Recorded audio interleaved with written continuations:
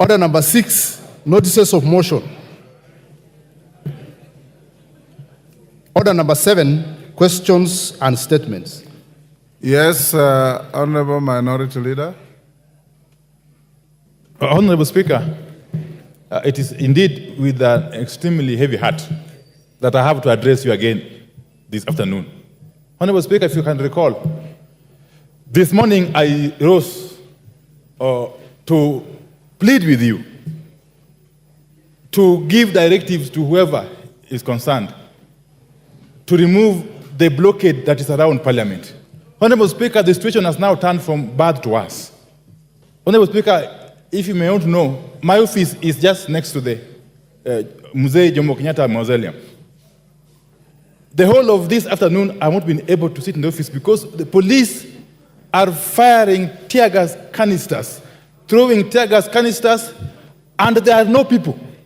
They have blocked the entire Parliament or avenue. And not town, I'm talking about Parliament. Honorable Speaker, in the morning you did direct the clerk and the sergeant at arms to establish what is the situation and report back to you. I don't know if they ever reported back to you.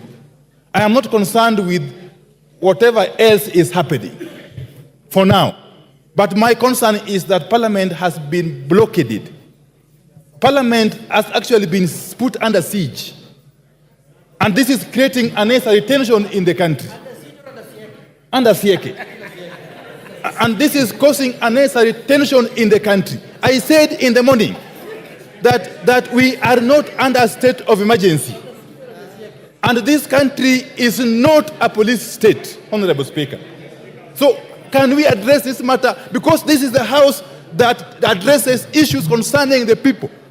This is the highest organ of our democracy. So could we basically get a report on what is actually happening and an assurance that this house remains independent and free to transact its business as mandated by the Constitution, Honorable Speaker. Otherwise, we shall be acting now under some kind of duress. Because the members of Parliament will now be acting under coercion in whichever way they want to transact the business of the House, Honorable Speaker. I plead with you. Yes, Otienda Molo. Is it on the same issue? On the same issue? Give me the microphone. Thank you, Mr. Speaker. It's the same issue. Mr. Speaker, I want to confirm that I have just approached the precincts of Parliament. The precinct of Parliament is blocked from this side of Intercontinental. It is blocked from the other side of Protection House.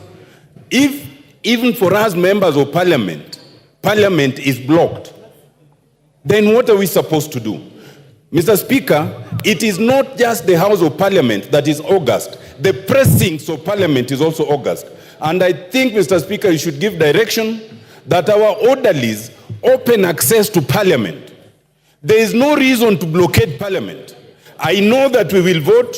Those who choose to vote the way they choose to vote will be seen by Kenyans. We do not need to be shielded from Kenyans. Let this House be accessible.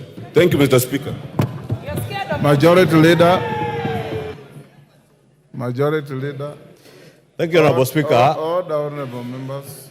Honorable Speaker, it's good that the Leader of Minority has raised that issue again. And I did ask the Inspector General of Police earlier this morning why the blockade. Honorable Speaker, first, let me set the record straight that there is not a single member of Parliament who is unable to access Parliament. Not just members of Parliament, that is why we are here in our numbers. Even our staff, parliamentary staff. Honorable Speaker, you could protect me from the shouting, or I could simply sit, and those who want to shout can shout. Order. Order, honorable members. Try and listen to each other. Majority Leader. Thank you, Honorable Speaker. I was saying not a single member of Parliament has been unable to access the precincts of Parliament. Not a single member of staff of Parliament has been unable to access the precincts of Parliament. And the Inspector General of Police confirmed to me mid this morning that there were organized groups who had planned to take siege, or what Honorable Junet calls siege, take siege of parliament, and criminal elements who also intended to use the ongoing peaceful demonstrations under the pretext of the peaceful demonstrations to access parliament and cause harm to members of parliament. Honorable Speaker, I said it is good the leader of minority has raised this issue, because at the end of the day, if any one of you or any of our staff members gets harmed in any way, we will point fingers at the same police officers whom we have bestowed the responsibility of ensuring our safety, Honorable Speaker. It is indeed true, Honorable Speaker. Order. He is responding to a point of order. Order. Order, Babu. We now take your seat. Take your seat.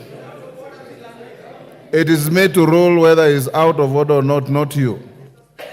Order, Babu. We know. Take your seat. You know, Honorable Speaker, we said the other day respect is earned, and you did indicate to us that even in this house, we must act with some decorum and some respect. And the same could be said of maturity, Honorable Speaker. That you have to exhibit maturity in the house to earn your respect, Honorable Speaker. I was saying, Honorable Speaker, Order.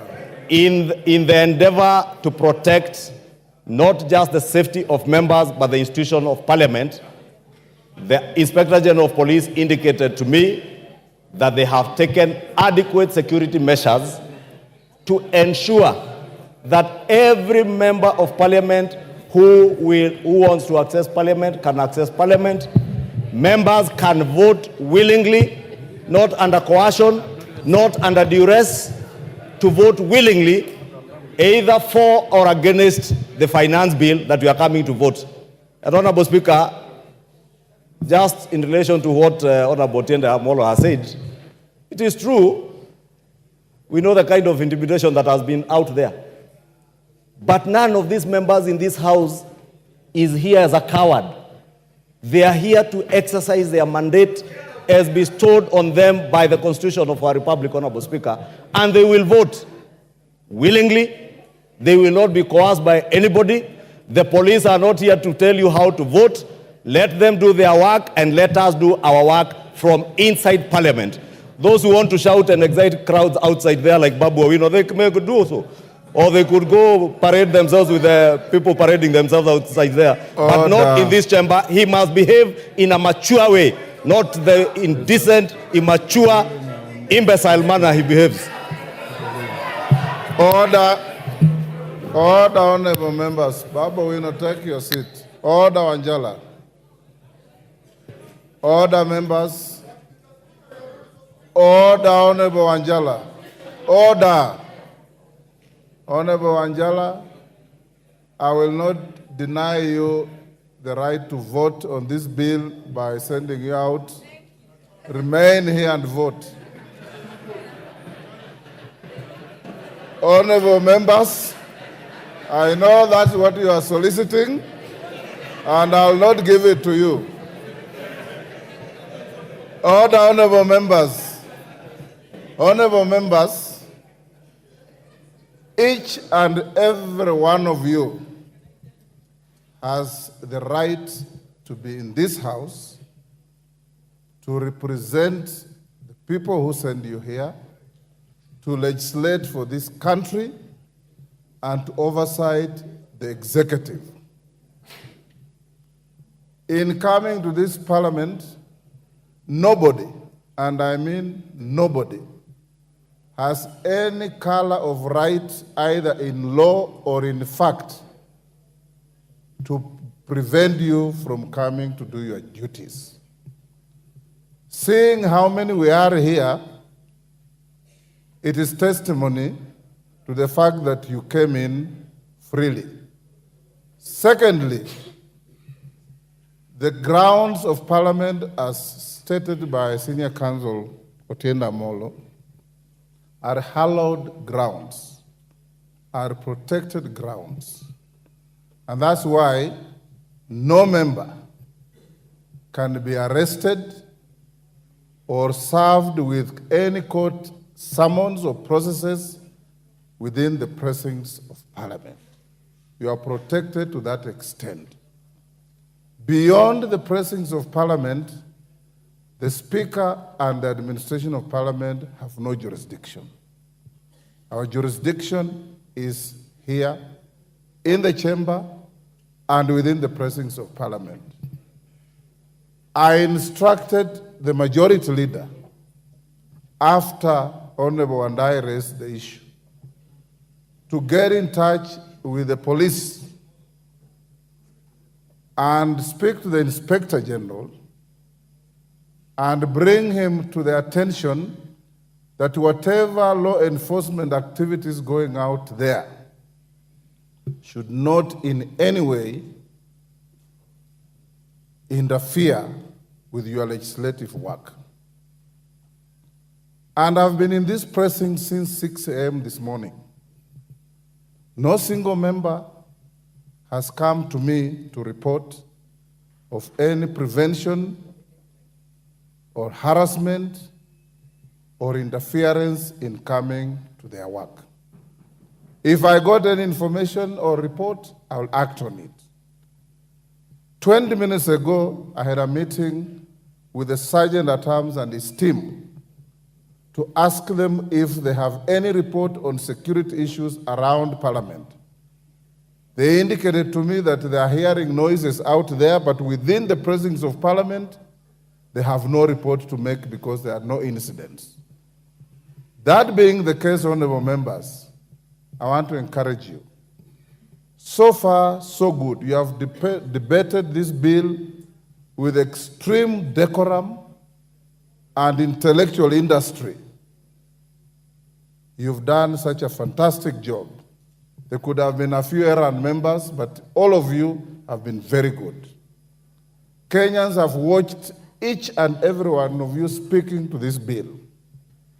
Now that you have reached the level of going to vote, I want to encourage us to carry the same honor to the people who sent us here. That we are here to protect their interests, not physically, but intellectually. We must be conscious of the fact that we are the conscience of this country.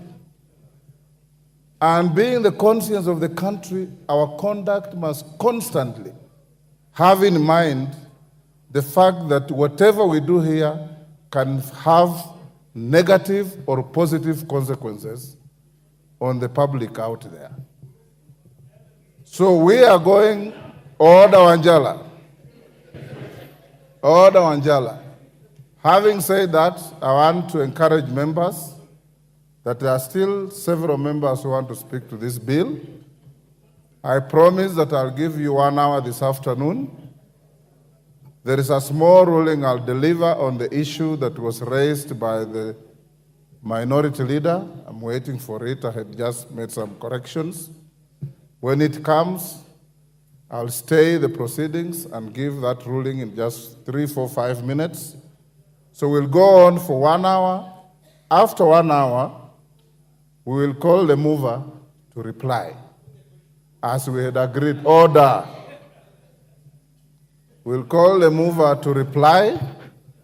Upon replying, we'll go to the vote. If the equipment in front of you is working, we'll do an electronic vote. Order. Honorable Robert Mbui. You are normally more orderly than you want to be today. If the equipment doesn't work, I have no difficulty. I'll sit here and allow you to vote in the manner that you want. The end order Wanjala, whatever means of voting you would have, the end will justify the means.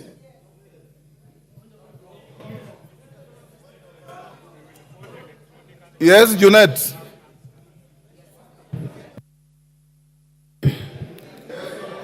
Mr. Speaker, thank you very much for your guidance. That was researched guidance. But Mr. Speaker, it is of the view of the minority that on this matter of the finance bill, Mr. Speaker, we do voting manually or orally or through roll call, Mr. Speaker. On this one, people don't have a lot of faith in the gadgets. So, Mr. Speaker, we want to vote now this one orally so that everyone can, his vote can count. This one, Mr. Speaker. We seek your indulgence. Order, members. Let's cross that bridge when we reach it. Next order.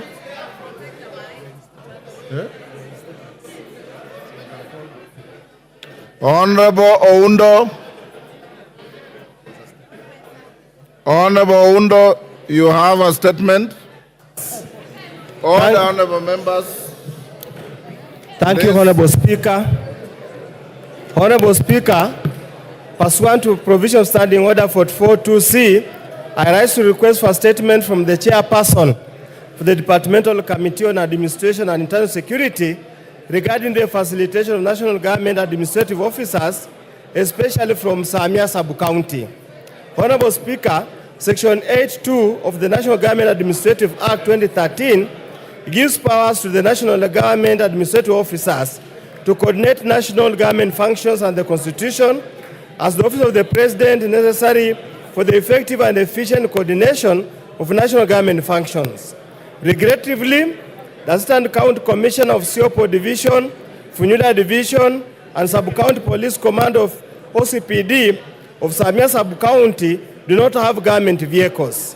This is despite the fact that these senior officers are expected to facilitate execution of their mandate of ensuring peace and security in their respective jurisdictions 24 hours a day without fail. Honorable Speaker, it's against this background that I seek a statement from the chairperson, the Departmental Committee on Administration and Internal Security on the following matters. Number one, what are the criteria for and the status of distribution of government vehicles to the national government's administrative officers? Number two, what steps has the government taken to ensure that all national government administrative officers, particularly those in Funyula constituency, are facilitated with vehicles? Order, number three, honorable members, order. And number three, Can we listen to member for Funyula? Go on. and number three, when is the ministry supplying vehicles to national government administrative officers, especially to Samia Sub-County? I thank you, Honorable Speaker. Thank you, Honorable Speaker. Thank you, Honorable Undo. Next statement, Joseph Namwar, Turkana Central. Joseph, go ahead. Honorable Speaker, pursuant to the provisions of Standing Order 44.2c, I wish to request for a statement from the chairperson of the Departmental Committee on Administration and Internal Security regarding recent incidents involving the Kenya Wildlife Services and local communities in Sibiloi National Park, Marsabit County. Honorable Speaker, on 12th June 2024, a tragic confrontation between KWS Rangers and suspected Merile poachers in Sibiloi National Park resulted in the unfortunate loss of lives of KWS Rangers. The following day, in an apparent act of retaliation, KWS Rangers pursued and possibly evicted villagers from Kotela village. Escalating the situation further, on 14th June 2024, at approximately 9:00 a.m., KWS personnel aboard a helicopter opened fire on a group of fishermen who were in an engine boat near the shores of Lake Turkana in Kanakwara village. During the ordeal, Mr. Daniel Esekon of ID number 24076166, who was one of the fishermen, was fatally shot and the officers continued their indiscriminate firing at other fishermen despite pleas to cease fire. Honorable Speaker, these attacks have instilled widespread fear and panic among the residents of the area. Multiple fishing boats belonging to local communities have been destroyed, and many innocent fishermen remain unaccounted for and feared dead after fleeing from the KWS assault. These continued attacks pose a great danger and threat to the lives of the residents. Honorable Speaker, it's against this background that I request for a statement from the chairperson of the Departmental Committee on Administration and Internal Security on the following. 1. Could the ministry provide a detailed account of these incidents, including detailing the circumstances that led to the excessive force by KWS Rangers against the residents? 2. What specific actions have been initiated to ensure a thorough investigation into these events, including the tragic shooting of Mr. Daniel Esekon? 3. What measures has the ministry put in place to ensure that the family of Mr. Daniel Esekon is compensated for the tragic loss caused by KWS? And 4. What steps are being taken to de-escalate tensions between KWS and local communities, including collaboration with the Ministry of Tourism and Wildlife to prevent such tragic incidents from recurring in the future? Thank you, Honorable Speaker. Thank you, Joseph. Is Tongoyo here? Both Oundo's statement and that statement by Namwar are to your committee. You bring the response in 2 weeks. Okay, well... Protas well Akuja. Protas. Thank you, Honorable Speaker.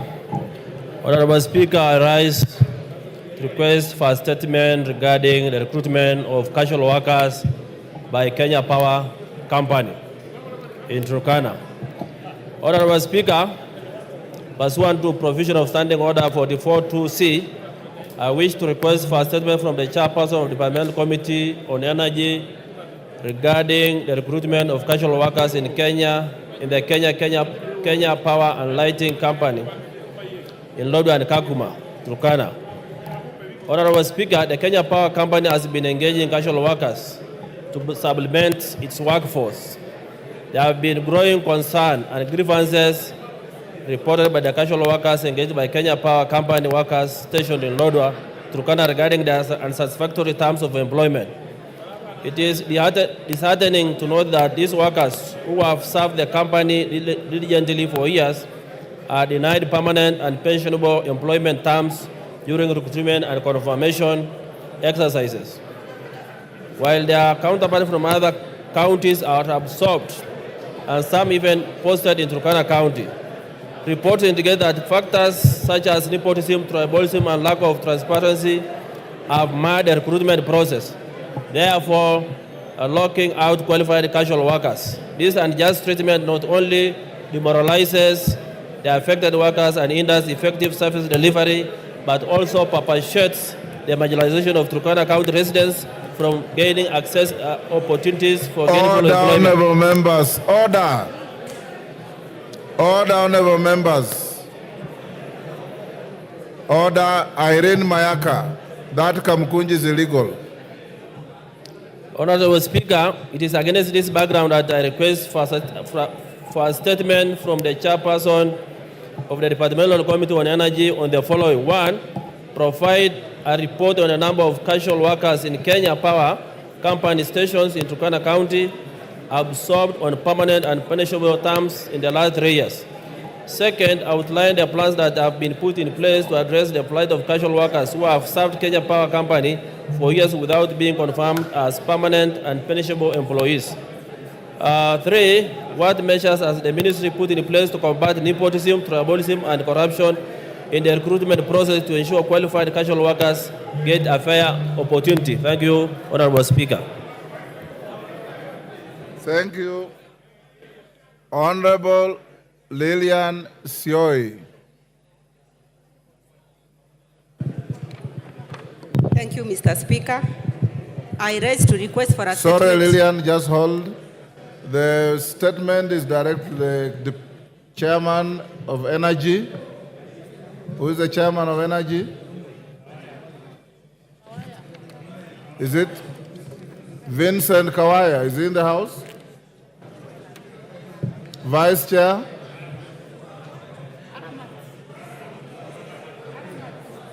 Who? Aramat. Is he in the house? You bring a response in 2 weeks. Thank you. We need a response in 2 weeks. Lillian, go ahead. Thank you, Mr. Speaker.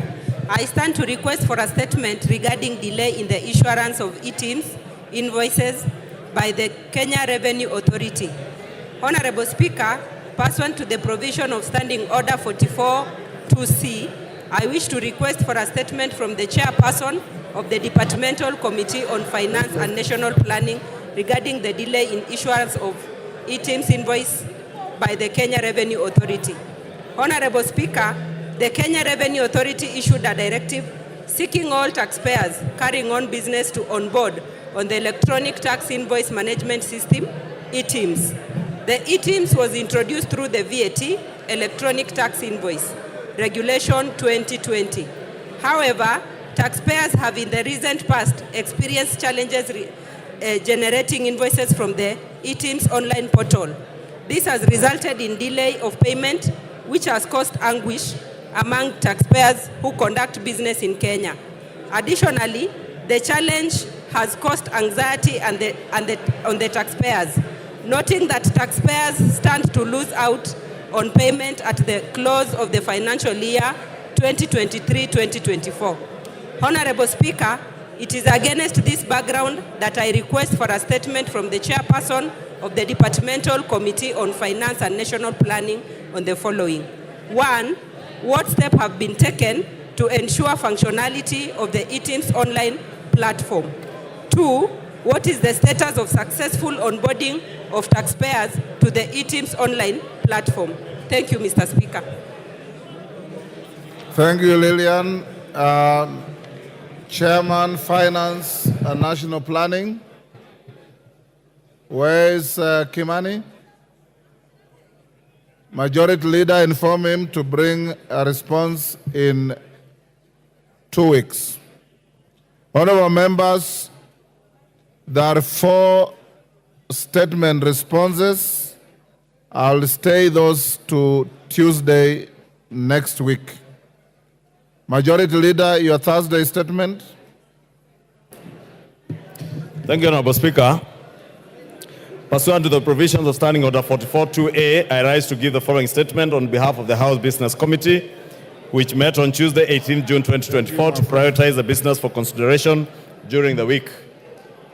As members are aware, the debate on the Finance Bill 2024 has been ongoing, and second reading is expected to conclude this afternoon. I would like to commend the Departmental Committee on Finance and National Planning, and indeed the House, for the steadfast commitment and robust engagement in this important business of great national interest. Honorable Speaker, with regards to business for Tuesday next week, the House is expected to give priority to the business bound by statutory timelines. Further, the House is likely to sit longer, especially noting the resolution of the House earlier today approving a Tuesday morning sitting. The following bills are of priority. 1, second reading of the Appropriation Bill 2024, and 2, the County Allocation of Revenue Bill, Senate Bill number 25 of 2024. 2, Honorable Speaker, Committee of the Whole House on the Finance Bill 2024 and the Appropriation Bill of 2024. 3 is the second reading of the following bills, should they not be reached today: the Land Laws Amendment Bill number 2 of 2023 and the Mang Beans Bill, Senate Bill number 13 of 2022. Additionally, debate will also be undertaken on the following motions, should they not be concluded today.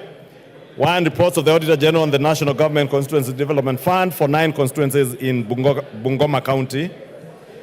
2, report of the Public Petitions Committee on its consideration of public petition on funds spent contrary to the provisions of Article 223 of the Constitution.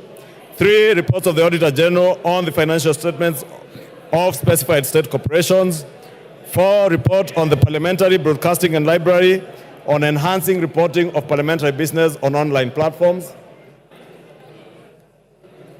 5, report of the Committee on Regional Integration on its inspection to the semi-autonomous institutions of the East African Community in Uganda.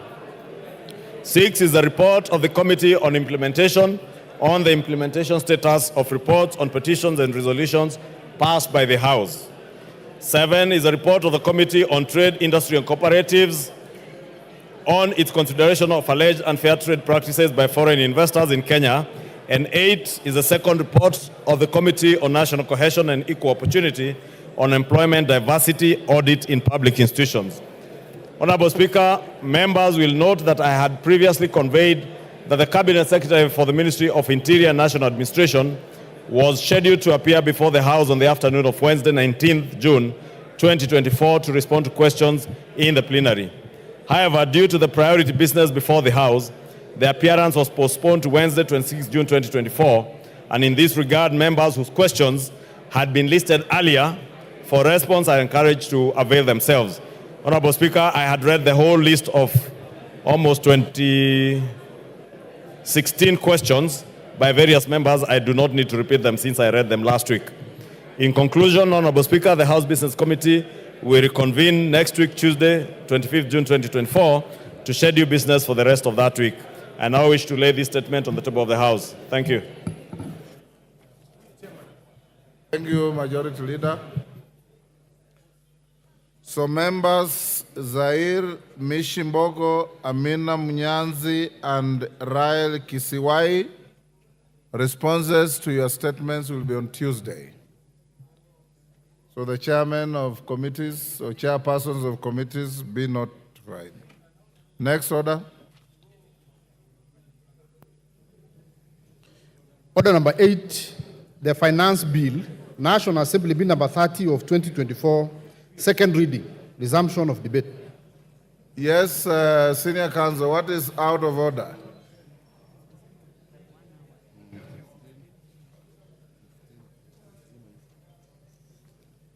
Yes. Could they give me? Thank you, Mr. Speaker.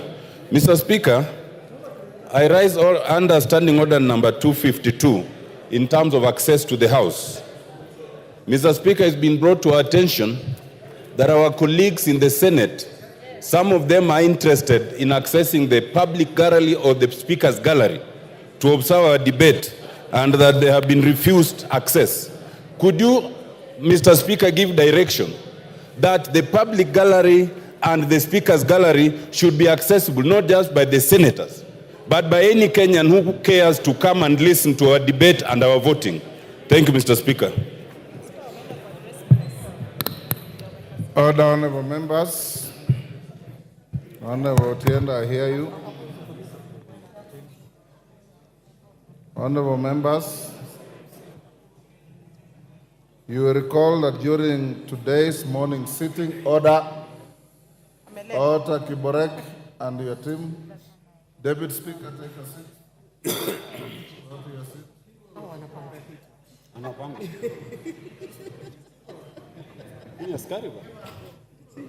Thank you. Honorable members, you recall that during today's morning sitting, the leader of the minority party, the Honorable Pio Wandai, EGH MP, rose in his place and sought guidance on an advisory from the Cabinet Secretary for the National Treasury and Economic Planning on the measures of supply and ways and means currently being considered by the House.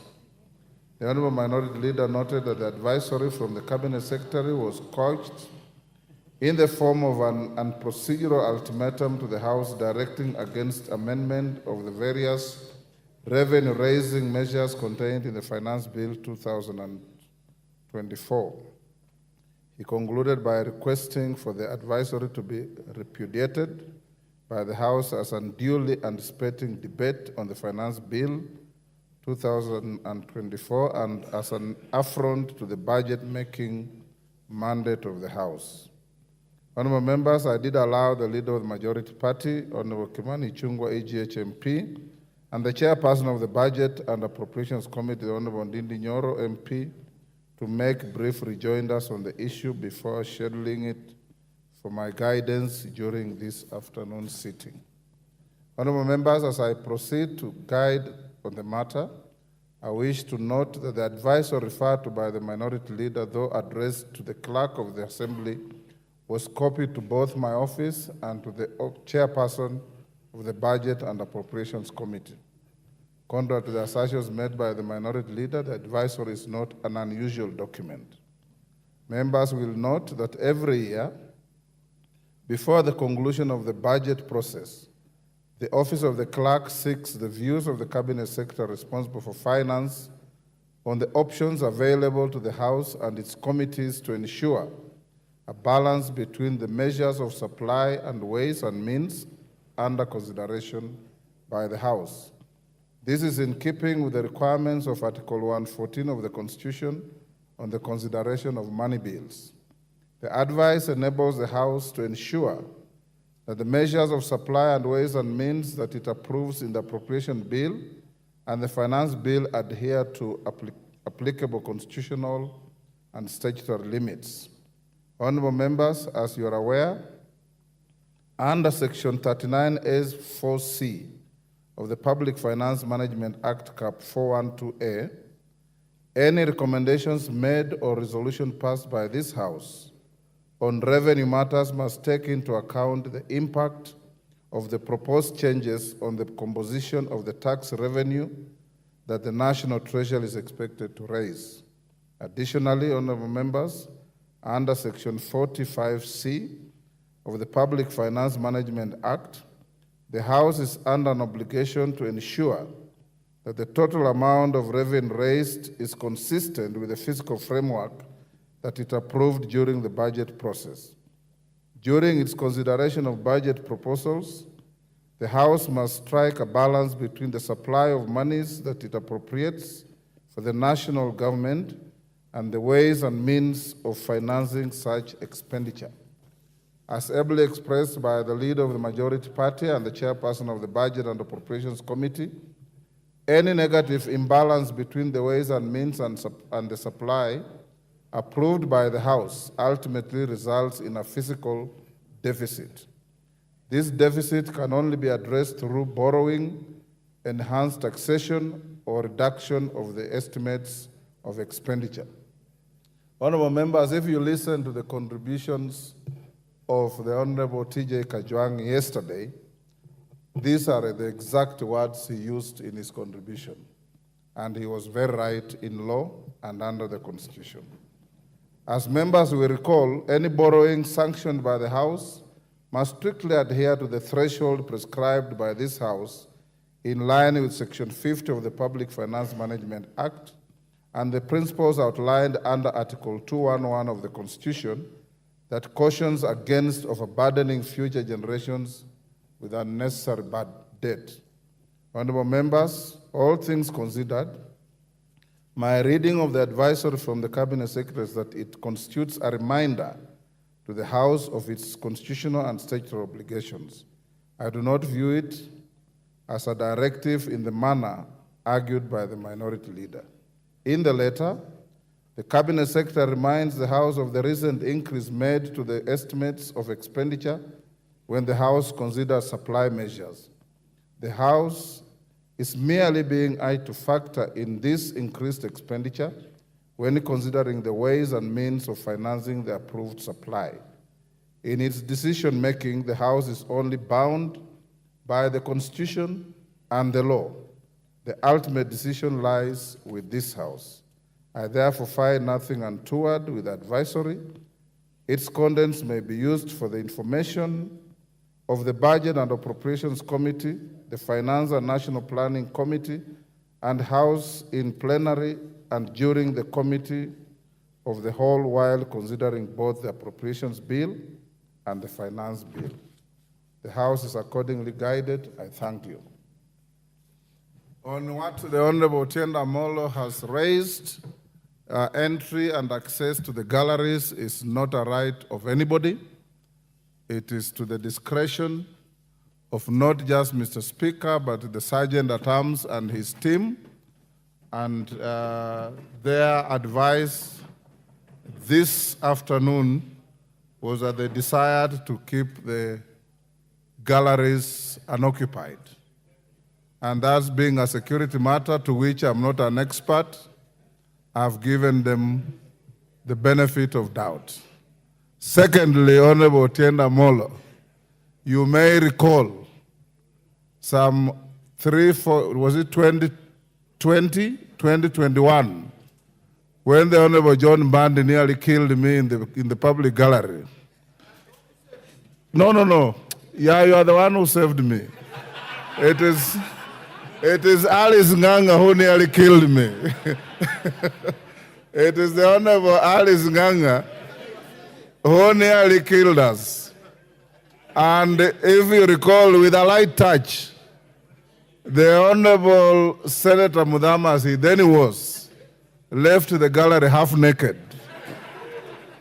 And the Honorable Bone Khalwale left the gallery at a speed that would have broken a world record. We don't want to repeat that.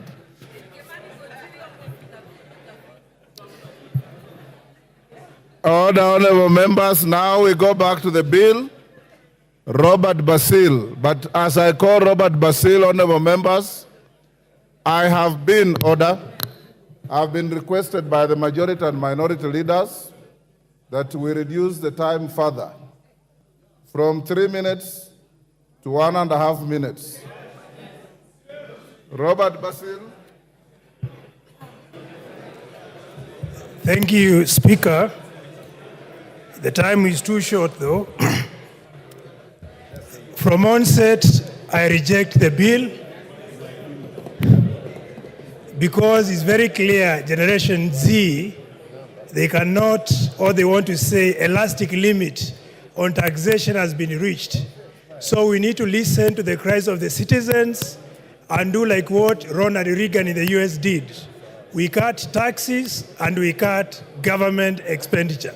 So, Mr. Speaker, if you look at some of the taxes, for example, if you look at the excise duty on coal, the 5%, in principle, Mr. Speaker, what it will do is going to kill cement, clinker manufacturing industries.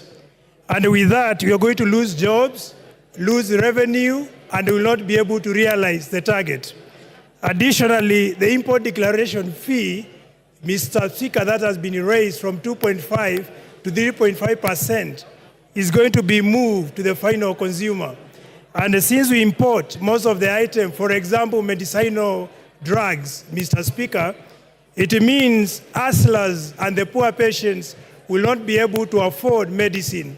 So, Mr. Speaker, what I want to say is this finance bill, we need to say no to it and possibly try to cut on taxes. Additionally, Mr. Speaker, the levy, eco-levy on plastics, is going to increase price on plastic packages.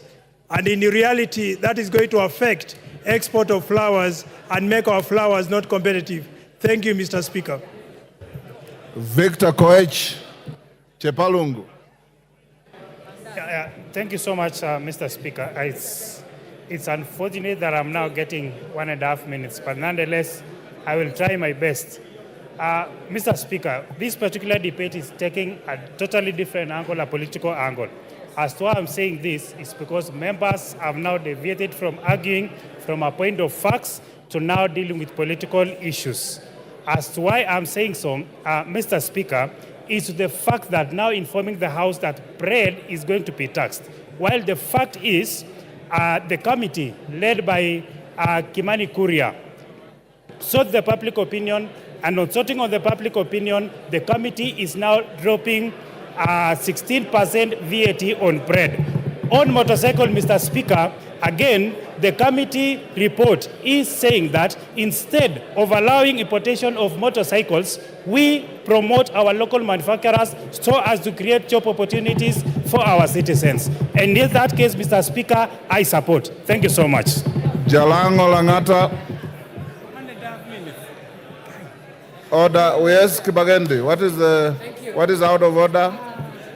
And under what standing order are you? Thank you, Mr. Speaker.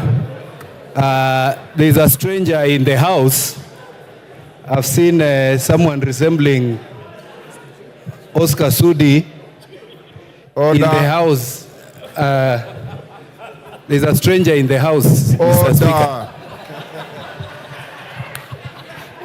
Order, Honorable Kibagende. If you want to provide comic relief, that is a very poor one.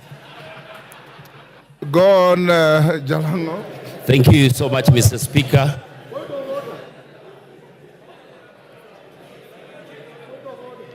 Give order, Anjala.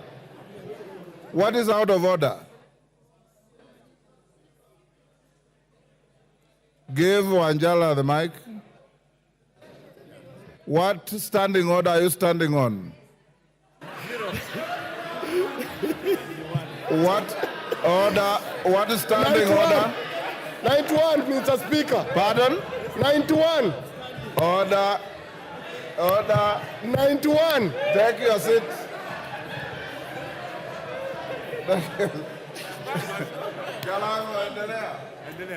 Mr. Angela, Speaker. you have no point of order. Take your seat. Jalango, carry on. Honorable Angela, I encourage you that yesterday when you spoke, the House listened to you.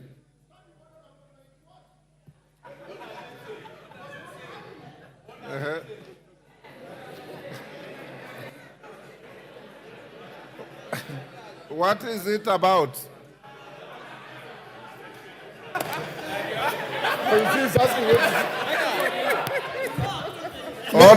Order, Angela. Angela, you know, standing order 91 is a standing order you use to challenge a colleague who is on the floor and has said a statement that you think is not factual. Order. The member on the floor, Honorable Jalango of Langata, had not uttered a single word for you to challenge him on any fact.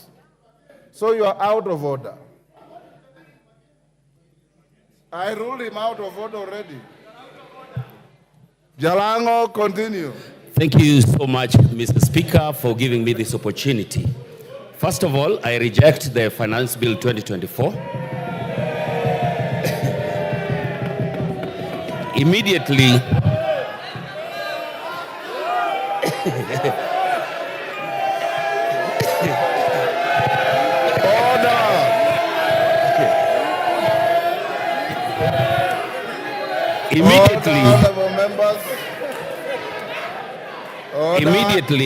immediately touched around everything that touches a common person. That was the M-Pesa, the cars, the pads. And I looked back and saw the whole generation in Langata out here having their voices so loud. Even after the amendments, I had to make the choice that I've made today. Now, out here is the Gen Z generation whom I talk to every day. I interact with them on Twitter, TikTok, and everywhere. When most of you will have gone back to the villages, we will be with them here in Nairobi. The question will still be there. And most of you know, I'm the friend to the president. And I spoke to him, and he knows very well that this is my stand. Thank you so much, Mr. Speaker.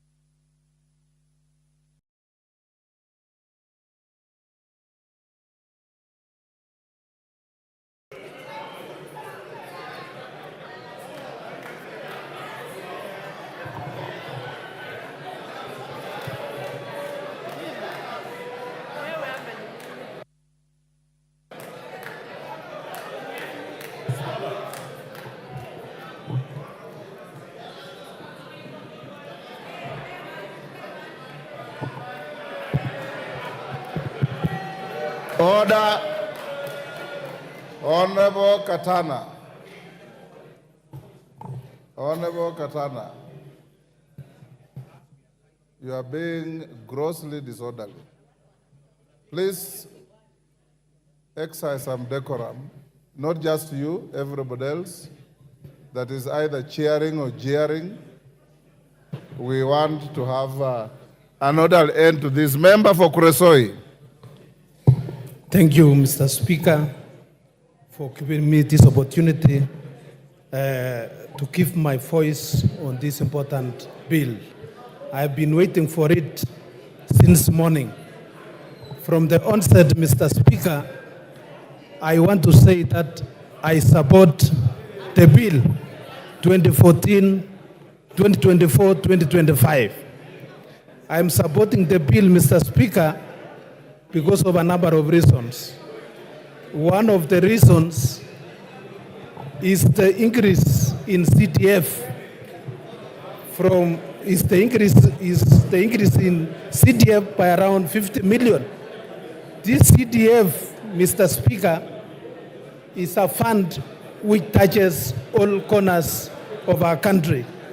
And this is a fund which has really transformed our country. Mr. Speaker, I also want to say that I support this bill because of the 50 million which has been set aside for electricity. Mr. Speaker, when I go around my constituency, Kuresoi South, people are asking me about electricity, maximization of transformers, and installation.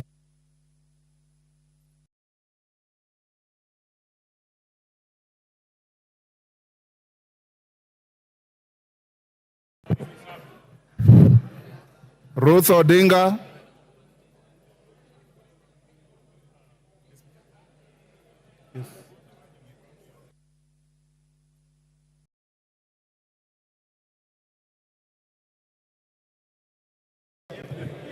Can you give... Thank you, Mr. Speaker.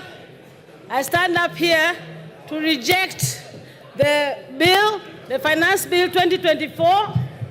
And mine is very simple.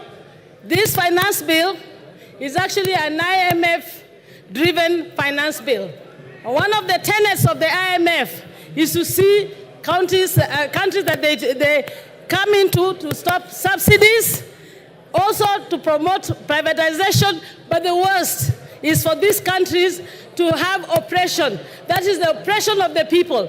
And what you're seeing out here right now on the Gen Z is not only because of the fact that there's the state oppressing them, but IMF is playing a very big role in that is happening. And my good people, let me tell you, Gen Z is out, and I'm very happy. The only thing that I really agree with this finance bill is for the Gen Z to say that Baba should be left out of this mandamano. Thank you. Ruku. Thank you, Mr. Speaker. Thank you, Mr. Speaker. The people of Better North, Mr. Speaker, 684 villages, they don't have a power connection. 684 villages, if you multiply that by 100 households per village, you realize it's quite a number of thousands of households in my constituency which don't have power.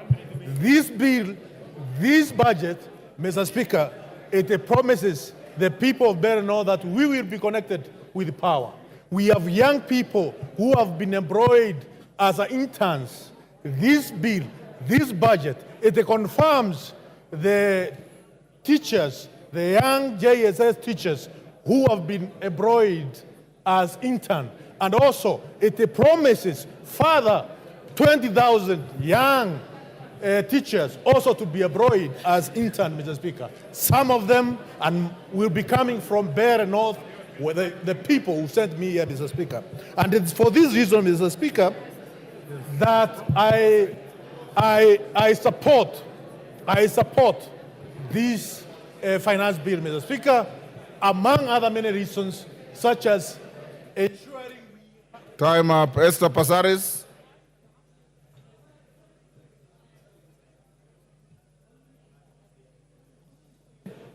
Thank you, Mr. Speaker. Mr. Speaker, much as I commend the public participation that was done on the bill, and much as I commend the amendments that they have come with, I want to say that I reject, because we need to ensure that we listen to the population and what they're saying. This country right now needs to listen. We need to tighten our belts, we need to live within our means, and we need to address corruption. Yesterday, seeing Obado getting away with a settlement of only 15% when he owes 1.9 billion tells us that we are not serious about addressing corruption. If we address corruption, we will be able to fund the expenses of this government. It is time for us to take a position that corruption is the biggest enemy in the room. And I think I stand ashamed to know that only a house in Loresho is not 40 million. A flat in Nairobi is not 9 million. Even in the settlement, we are actually cutting deals. So we say no to corruption, and we fund and live within our means. I reject the 2014 finance bill. Thank you. Member for Nyaribari Chache.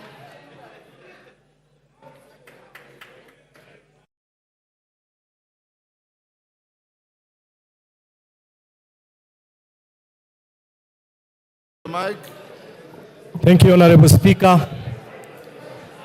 Honorable Speaker, a time has come as a godly nation to make decisions that will impact positively on the lives of the 55 million plus Kenyans.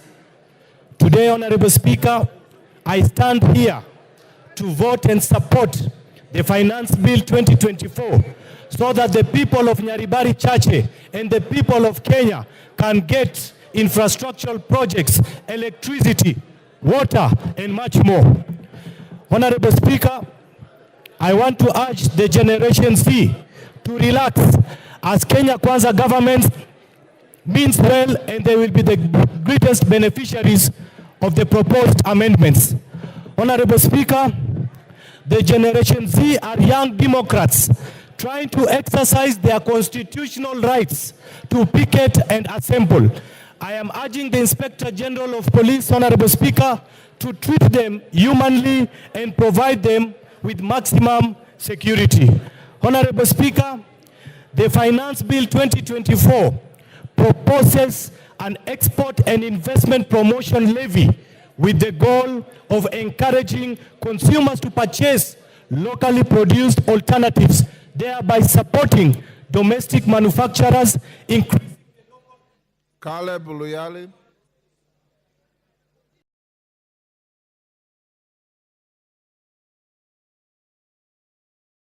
Thank you, Speaker. Finally, I got a chance. Mr. Speaker, I used only 1 minute to say we reject this finance bill, we reject the report of the committee on the finance bill. Mr. Speaker, a German social constructivist once said, Alexander Wendt, he once said that anarchy is what the states make of it. Mr. Speaker, this government is going to create anarchy in this country. And this finance bill is going to be the impetus of this anarchy. We have seen what is going around. We have seen every town in this country is occupied. And very soon, members of parliament, their homes are going to be occupied. We cannot sit here and pretend that everything is normal outside. Mr. Speaker, I want to urge my colleagues on the other side, you have a few minutes to change your mind. We must reject this finance bill. Gigi Kagombe.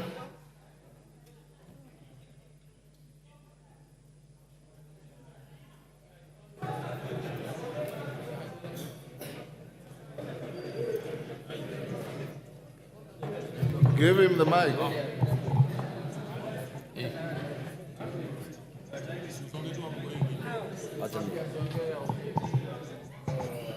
Thank you, Speaker. I stand to support this Finance Bill 2024 because, Mr. Speaker, we have a responsibility as a House to create employment for the people who are out there demonstrating. Mr. Speaker, we also have a responsibility to make sure that we give the right information to the young people of this nation. In as much as they elected us and we listen to them during public participations, we also have a responsibility to tell them the truth. Mr. Speaker, for the people who are lying in Gatondo Hospital and for the doctors who are going to treat them, I vote yes.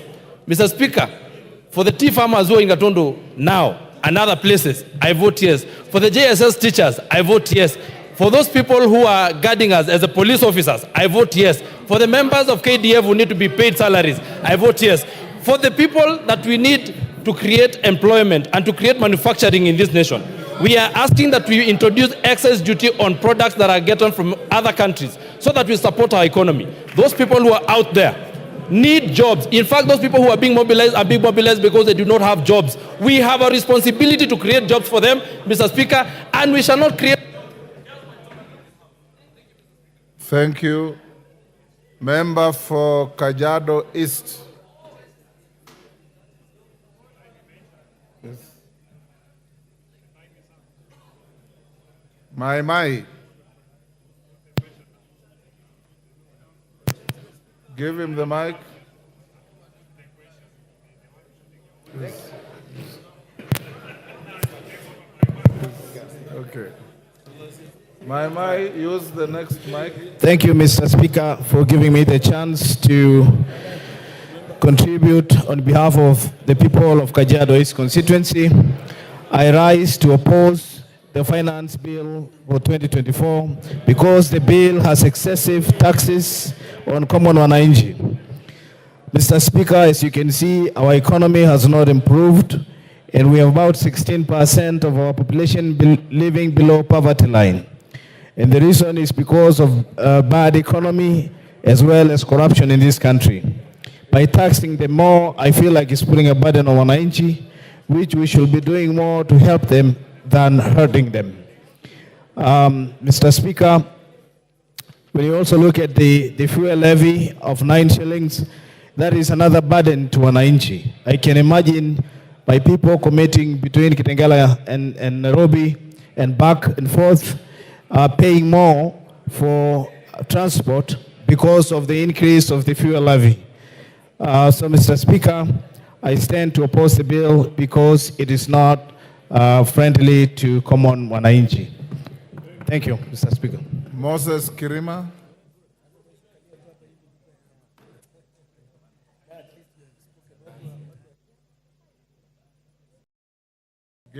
Thank you, Mr. Speaker, sir, for giving me this opportunity to contribute to this bill. Mine is that by the time when this bill came originally, it was too bad and it was punitive to the people. And my people had instructed me that if it was to be as it was, I was meant to oppose it. But when I came and raised the issue with the chairman of finance, Mr. Kimani Kulia, he told me that there are going to be some amendments of which actually what I was told to oppose, the bread, taxation, bondas, rentals, essentials, cooking well and avocados and the rest, the agricultural outputs. After the amendments, I don't see any reason to oppose it. So I thereby support it with amendments. But if there are no amendments, no way. Thank you, Mr. Speaker, sir. Ken Chonga.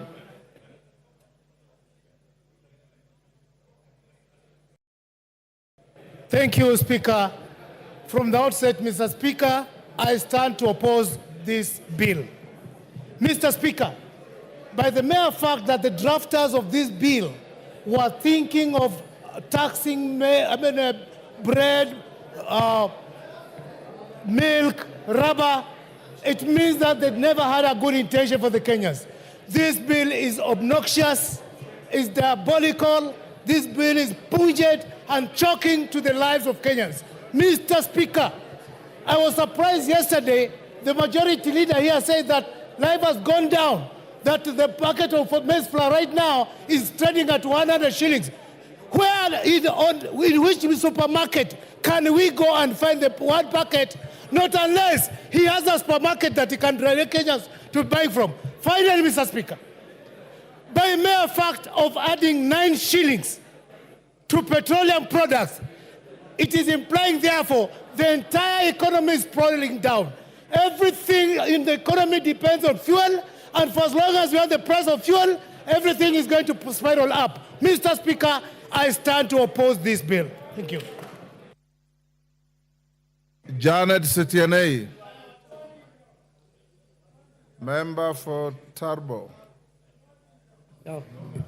Thank you, Honorable Speaker, and I stand to support this financial bill 2024, Honorable Speaker, with amendments. Honorable Speaker, I support this proposed bill as one of the revenue-raising measure with proposed amendments because it's going to give Kenyans an opportunity to receive their due development. They are going to get electricity, the school's infrastructure, bursary. Farmers are going to get subsidy, increased milk prices. The sugarcane farmers are going to get their pending arrears. School-going children are going to be fed. Elderly people are going to get cash transfers. Honorable Speaker, this bill is has also listened to proposals that are going to reduce what the Wananchi were worried about. The VAT on sugarcane transportation, the removal of 16% on bread, removal of excise duty on... Protect me, Honorable Speaker. This bill proposals are going to see that VAT is removed on bread, there is excise duty removed on money transfer, there is also VAT removed on sugar. Yes. Engineer Zengu. But I want to say from the onset that I raised to oppose this finance bill 2024, and there are many reasons why I am opposing it. But one of it is putting a levy on clinker, which is an imported component of cement. And yes, Honorable Junet, what is it? Speaker. What is it? Order. Kachini bwana. Speaker. Mr. Speaker. Yes. I wanted to seek your indulgence, Mr. Speaker. Mr. Speaker, as you are aware, to those who are in Parliament, there is time for everything. Order, members, I can't hear clearly. Go ahead. Mr. Speaker, as you are aware in Parliament, there is time for debate, and then there is time for voting. Mr. Speaker, some of our members here on my side took early lunch. They are taking lunch by 10 a.m., I think, ugali and nyama. And they have come here so that their vote can count, Mr. Speaker. So, Mr. Speaker, having debated this bill now extensively, I think we should go now to do our constitutional duty of voting, Mr. Speaker, so that Kenyans can know which direction we are taking, Mr. Speaker. So, Mr. Speaker, I seek your indulgence to call the mover to reply, Mr. Speaker. Thank you, Honorable Junet. Let Nzengu finish. I had an intention of giving Rosi Museo enough because of increment in the price of the petroleum product. This year, Honorable Speaker, the same mistake is being repeated. We know that from Finance Bill 2023, the price of cement went up, the price of steel went up because of the export promotion and investment levy, which is unnecessary because it is meant to promote monopoly in the industry. The same people that produce cement are the same people that are producing steel, and that is why the cost of construction has gone up and being a deterrent to a lot of Kenyans from constructing their houses or their property. So, Mr. Speaker, I want to say that I want to reject the proposed bill totally and as a whole. Thank you. Women Rep Muranga. After that, Rose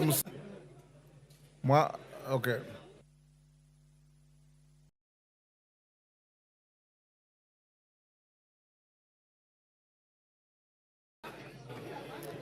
Thank you, Mr. Speaker, for giving me this opportunity. I rise to support the bill, and I will vote yes for the bill. Voting for this bill, we are voting for real issues, Mr. Speaker, not for the negative things that have been said in the media to whip emotions. Mr. Speaker, voting for this bill is voting for 6.8 billion for coffee cherry fund. Mr. Speaker, voting for this bill is voting for 46,000 JSS teachers to be, who are internship, to be put in the payroll, to be employed. Mr. Speaker, we are here to tell our brothers from the opposition that we don't need to whip emotions, and we know who are the sponsors of the ongoing maandamano, and we revisit after the bill. Thank you, Mr. Speaker.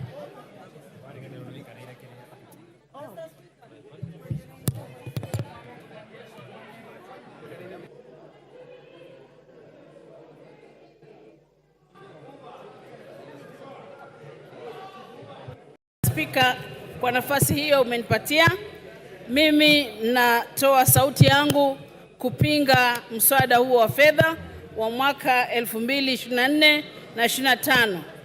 Kwa sababu watu wa Makueni wameniambia kabisa mswada huo hawezi kukubali jinsi ulivyo, na nasema hivyo kwamba Wakenya wametoka katika janga la corona ambalo limeweza kufanya wengi waliishiwa na biashara zao, wengine hawako kazini, na maisha ya Wakenya yamekuwa katika hali ya juu sana, na serikali haijafanya mikakati maalum ya kuweza kuboresha maisha ya wananchi wa Kenya.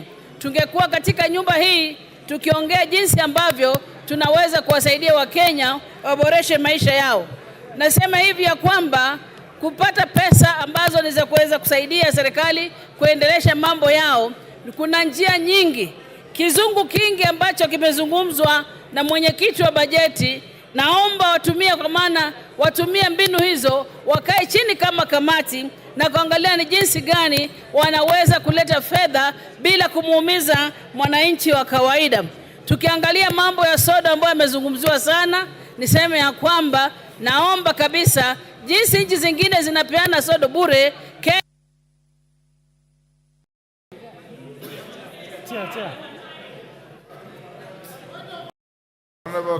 Speaker, is it in order for you to deny me a chance to reject this finance bill?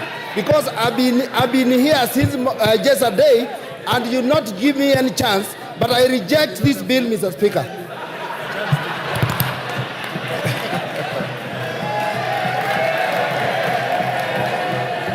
Thank you.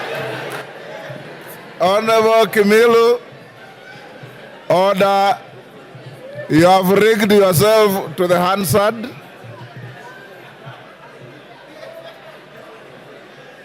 Korea Kimani. Yeah. Korea Kimani.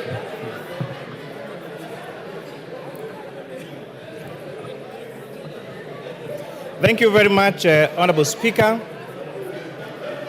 When I've watched the debates yesterday and today, I celebrate the democracy that our forefathers fought for. That Kenyans across the political divide can sit down for hours on end and discuss issues of this country. And as it has been said, the conversation on our country is no longer about our communities, it is about of how to grow our economy and our country. When we have differed on the how, not on the what we need to do as a country in order to become a growing economy. But Honorable Speaker, sadly, this debate has been skewed in a different way because of the fallacies and the lies have been told. Honorable Speaker, I have seen some members and members of the public say that the bill introduces taxation on cancer patients.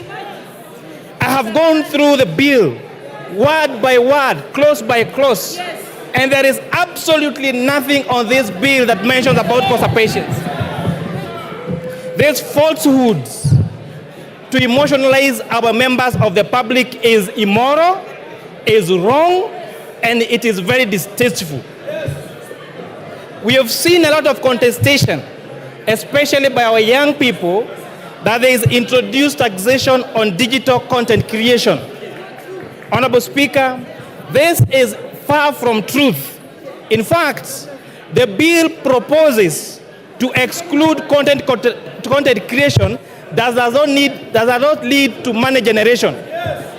The rejection of this bill will make our content creators worse off than they are in the current provisions of the law. The current provision of the Finance Act talks about content creation even when it is not monetized. The bill proposes to delete content creation that is not monetized, and that is a fact of the matter. So for our content creators, rejection of this bill means that you'll be worse off than we were last year or that we were in the moment. I've watched the debate on sanitary towels and diapers. Honorable Speaker, I grew up during napkin times when children used to be napped with napkins. And I've seen how diapers has revolutionized and modernized our women. A few years ago, Honorable Speaker, the quality of a good mother and a good wife was known by how well she washed the napkins for her children. They used to soak them at night with jik, with hot water, and tie their hands to wash them white. And when neighbors would pass, they would watch how white they are, and the quality of that wife and mother was based on how white those napkins are. Therefore, where we are in diapers, we have greatly revolutionized and given dignity to our wives and to our mothers. What this bill proposes is to give them more dignity by making them use diapers and sanitary towels that they can be good quality, that are affordable, and we can sustain their safety. That is why we are saying that let us use our own locally manufactured products. Honorable Speaker, how much do we hate ourselves as Kenyans that we demonize our capacity to manufacture here locally? How much do we hate our young people that would rather export these jobs to India and China and not have them here in Kenya, Honorable Speaker? We have seen the government allocate resources to ensure we have free sanitary towels for our school-going children. How much do we hate us that do we hate ourselves that we want this money to go to India and China and not to our locally manufactured and not to our local manufacturers here in Kenya, Honorable Speaker? These arguments came last year. And Honorable Speaker, this House made two, just to emphasize, two difficult decisions. One of them was imposing import duty and excise duty on imported furniture. As we speak, Honorable Speaker, that tax and policy measure has seen the furniture being used in this country, being locally manufactured and creating jobs for young people. If you go to the big furniture shops, like tiles and carpets and the others, they have all started local assembly and local manufacture of furniture. And therefore, the furniture that we are using, courtesy of the Finance Act of 2023, is what is made here locally, Honorable Speaker. Last year, we zero-rated local assembly of mobile phones. As a result, we are producing 400,000 phones every day for the external market. Therefore, Honorable Speaker, it means and demonstrates that giving tax incentives to manufacturers leads to the growth of local manufacturing and continues with the mantle of Buy Kenya, Build Kenya. Honorable Speaker, this bill proposes to exempt pensions payment, to increase pension payments to be tax exempt for salaried people from 20,000 to 30,000. Rejection of this bill, Honorable Speaker, will mean that these pension contributions to take care of us when we get old is going to be tax exempt, and therefore Kenyans will be worse off if this bill is rejected, if the amendments as proposed in the bill. On pay as you earn, Honorable Speaker, all statutory deductions, which are housing levy, chief, and NSSF, have been proposed in the report of this committee to be tax allowable for pay as you earn. Rejection of this bill as amended by this committee would mean that our salaried Kenyans will have less disposable income to take home if this bill as amended is going to be rejected. Honorable Speaker, on the ease of doing business, if you have sales that are that are above 5 million shillings, you are subject to VAT registration. This bill and the report of this committee recommends increasing this from 5 million to 8 million shillings. Therefore, rejection of this bill will, as amended by the committee, will make it more difficult for our businesses. Honorable Speaker, you had the complaints on eating systems last year for our avocado farmers and for the young traders. This bill, as proposed with the proposed amendment by the committee, is exempting subsistence farmers and SMEs with a turnover of less than 1 million shillings from... Yes, order. Jared Okello, what is the point of order? And under what standing order are you raising? Give him the mic. I thank you very much, Honorable Speaker. I rise on a point of order number 91. Honorable Speaker, there is a pattern that is developing into this House that each time we come up with objectivity on a matter such as this, we are being told that CDF will be reduced, there will be no Kera roads. This kind of blackmail must stop, Honorable Speaker. We must always What is out engage. of order? What is out of order is what the chair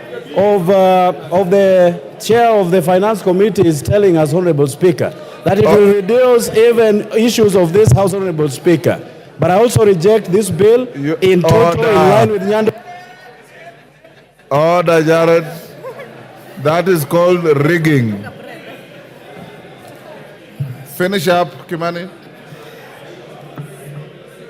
Thank you, Honorable Speaker. So saying that, Honorable Speaker, this bill, the challenges that I have had on ITIMs and the complaints by our farmers and our SMEs has made this committee recommend the removal of the requirement of registration for ITIMs for farmers and has advocated for what we call reverse invoicing and the reduction of this of the threshold for registration to those with a turnover of 1 million shillings. Honorable Speaker, this is going to lead to a more ease of doing business, Honorable Speaker. On the matter of internet and all this space around internet, Honorable Speaker, this bill proposes to increase investment deductions for fiber, for identifiable rights to the fiber optic cable and spectrum license by a telecommunication operator by 10%. This is going to enhance availability and the rollout of fiber optic and internet connectivity to the whole country, Honorable Speaker. Lastly, I know the generation behind us is used, their quickest mode of communication is platforms like TikTok and Instagram. Honorable Speaker, if you check that platform, the reels are very short, and therefore the way of communication is sensationalized. I'm really urging our young generation, the people that are calling me on my phone, I took my lunch break yesterday and my lunch break today to return all the calls I got to my phone. And I was asking them, you are telling me to reject. Tell me what you want to reject in this bill. Then they say, we have a katatu. I am asking them, what clause is adding additional taxes and difficulty of doing business? They say, we have a katatu, because they have not taken time to understand this. And with that, Honorable Speaker, I beg to reply.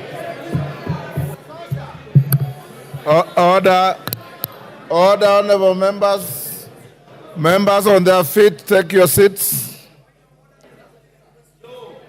He has concluded, Babu Wino.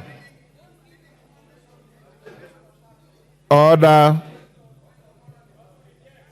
Order, members, take your seats. Member for Bumula, take your seat. Member, take your seats. Member for Kuresoi.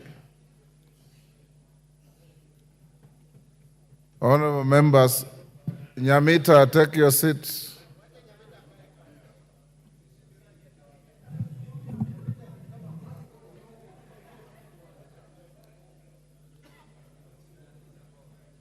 Honorable Nyamita, you can't be strolling around the house when you are being told to take your seat.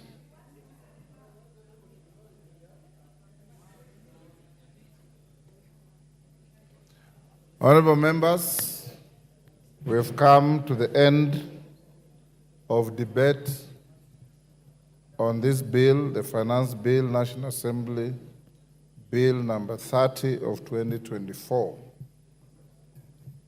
Before I put the question, I want to direct the House as follows. My question will not attract a voice vote. We will go straight into division.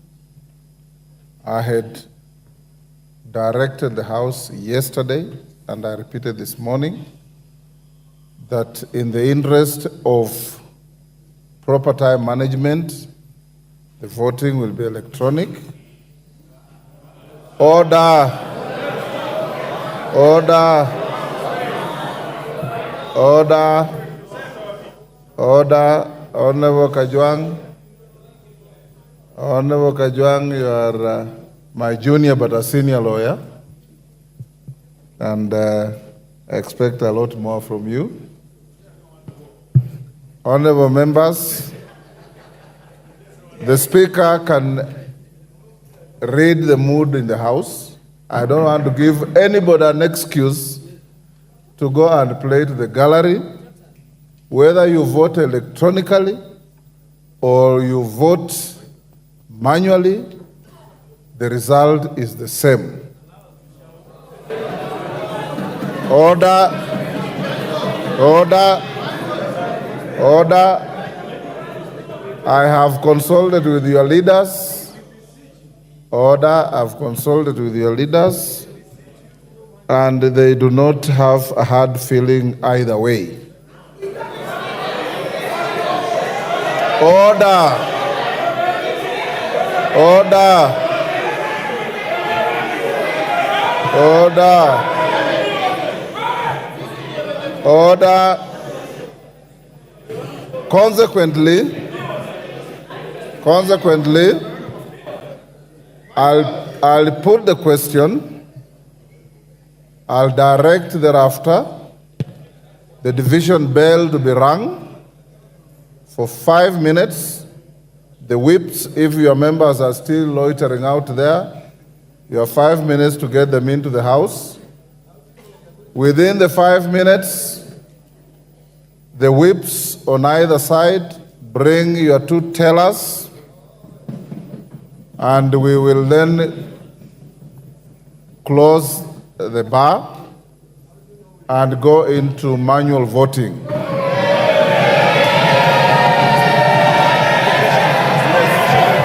Order.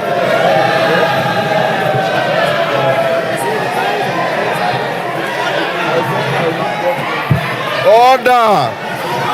Order, honorable members. Order. Order. I now put the question. I'll now put the question, which is that the Finance Bill, National Assembly Bill number 30 of 2024, be now read a second time. As many as of that opinion say aye. As many as of the contrary opinion say nay.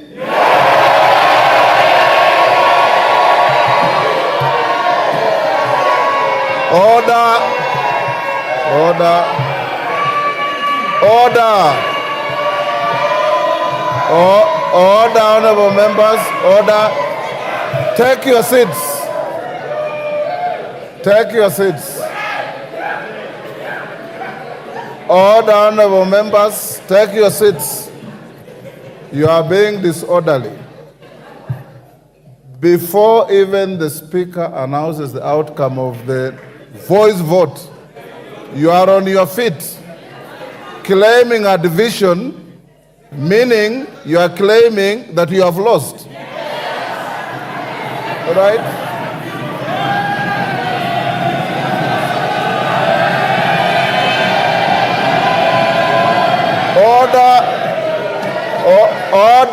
Order, Millie Odhiambo. In my many years in this House, I've never heard of the winner claiming a division. It's only the losing side that claims a division. So why are you demonstrating this? I put the question again. Order. I'll now put the question again, which is that the finance bill, I like the comic relief in the House, which is that the finance bill, National Assembly Bill number 30 of 2024, be now read a second time. As many as of that opinion say aye. Aye.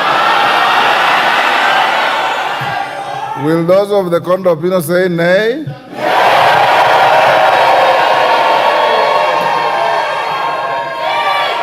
The ayes have it.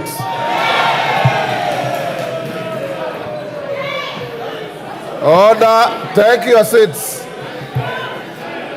Take your seats. Take your seats. Order, honorable members. Order, take your seats. Order, take your seats. Order, Mwango, take your seat. Honorable Mwango. The claim for a division is overwhelming. We don't need to count. I now direct that the division bell be rung for 5 minutes. Junet and Osoro provide 2 tellers each, and after 5 minutes, we'll cross the bar and go to a roll call vote.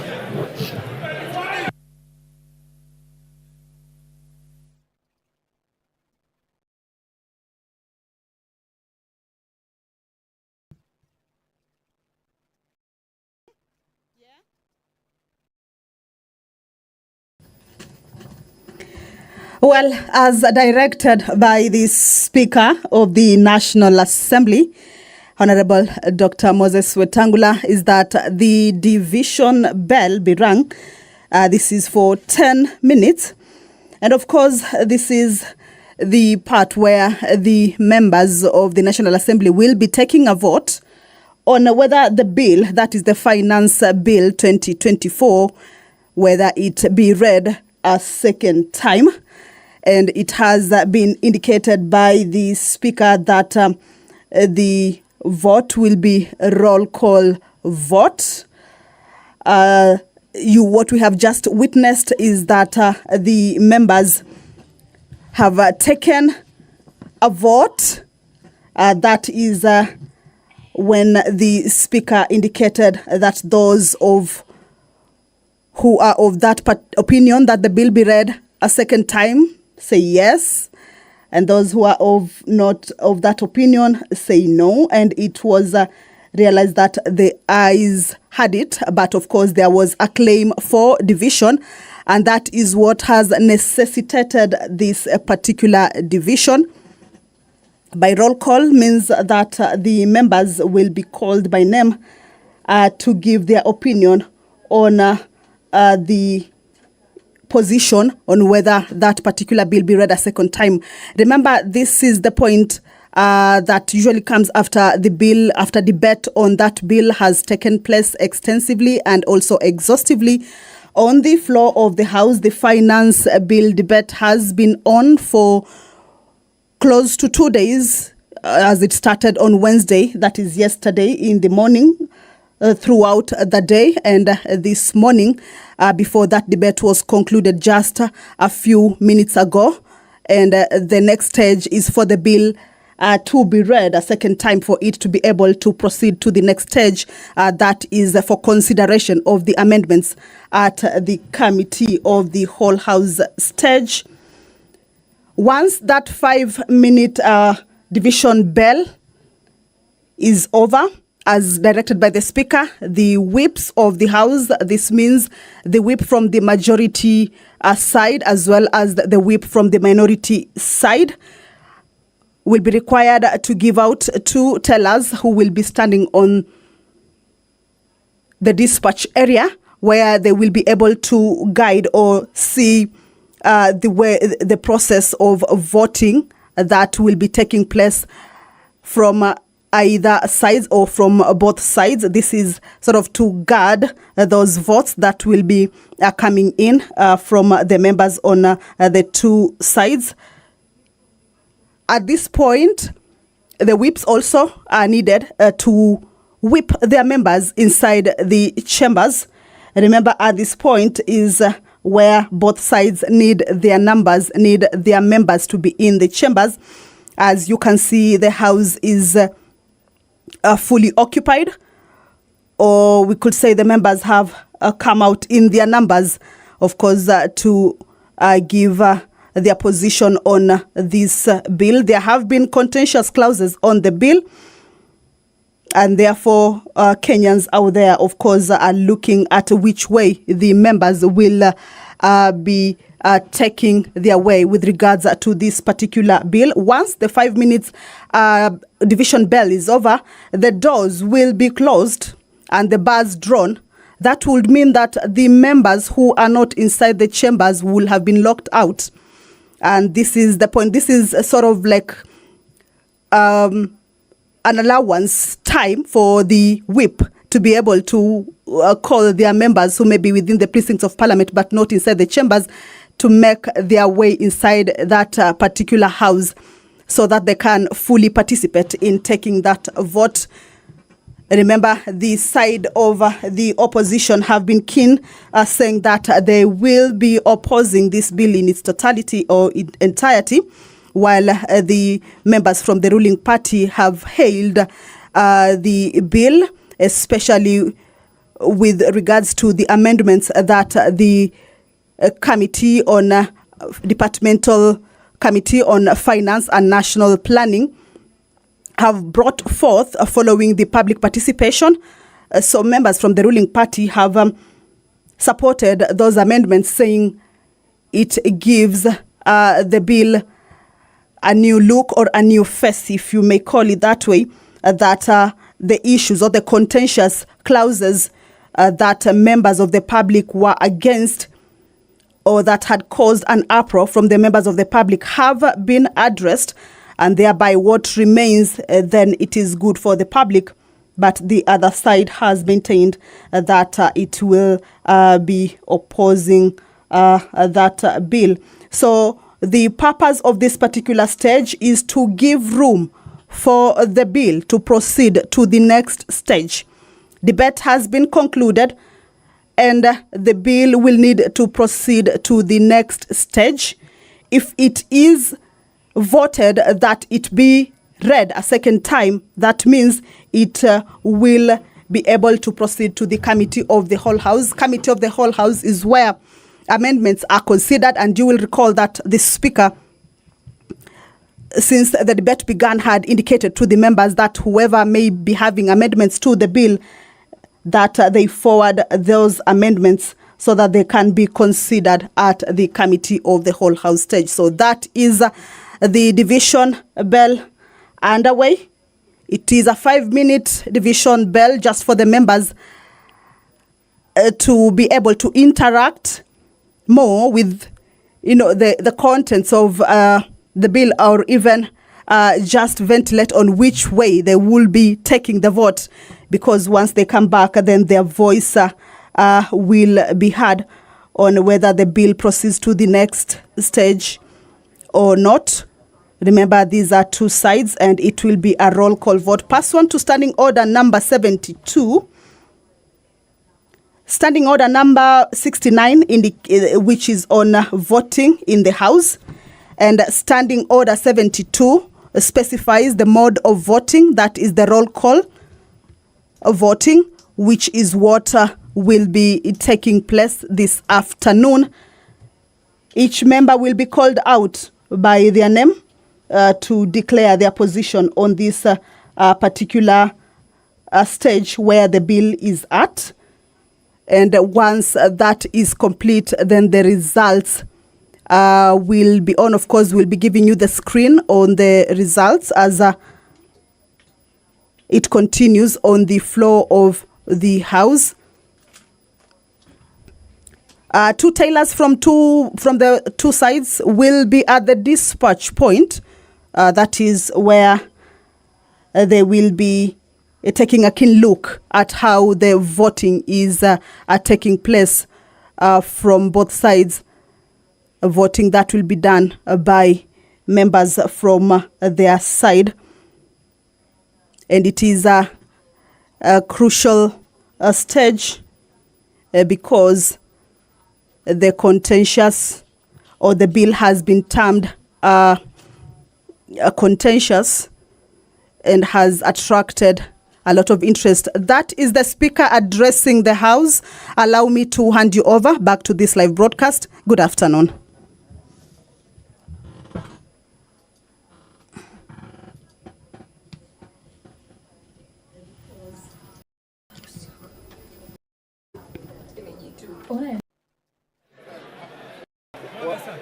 Oh, sorry.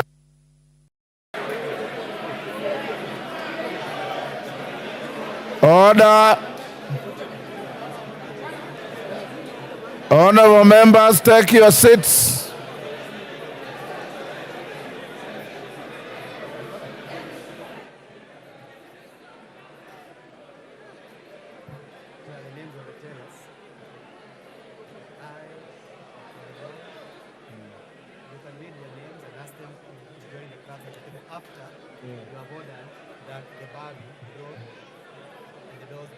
Okay.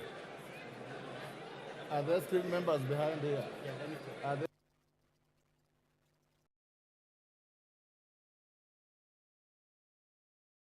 members? Order. Take your seats.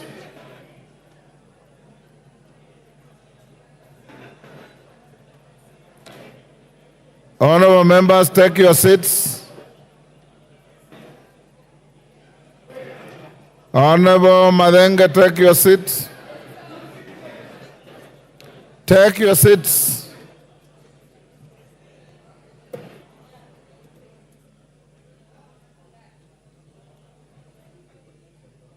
Honorable members,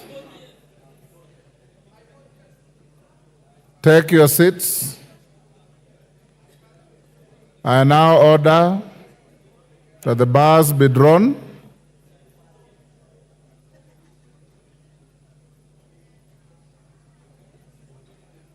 Doors be locked.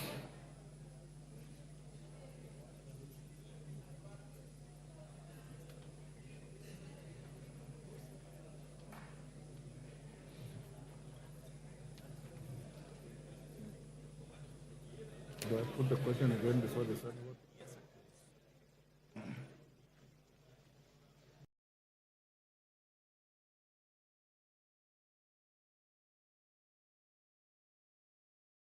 Honorable members, take your seats. Honorable members, take your seat. Johanna. Thank you.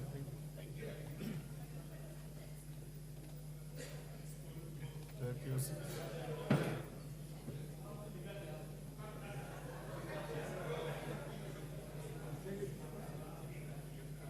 Rindikiri, take your seat.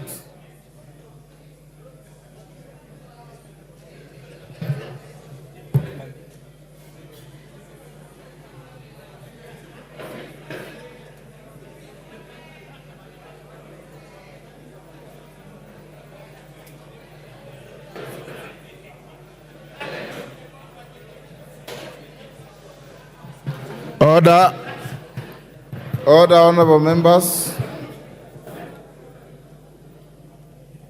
Honorable members, the following have been appointed by the whips as tellers. For the ayes: Robert Bukose MP, Eric Wamumbi MP. For the noes: Julius Mawathe MP, Jared Okello MP. The vote available to each member is ayes, which is yes, nays, which is no, and the third vote is abstention. Those of you who wish to abstain, you record your name at the clerk's desk when you are called, or when you shout that you abstain. I'll now, pardon?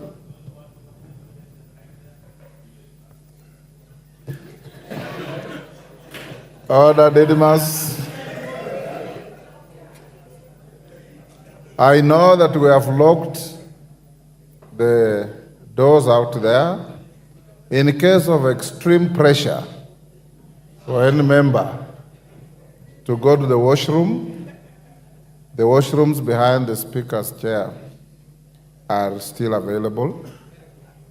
But I'm not encouraging a queue towards those facilities, because under your standing orders, when a vote is being taken, no member is allowed to walk around. You remain in your seats. You remain silent.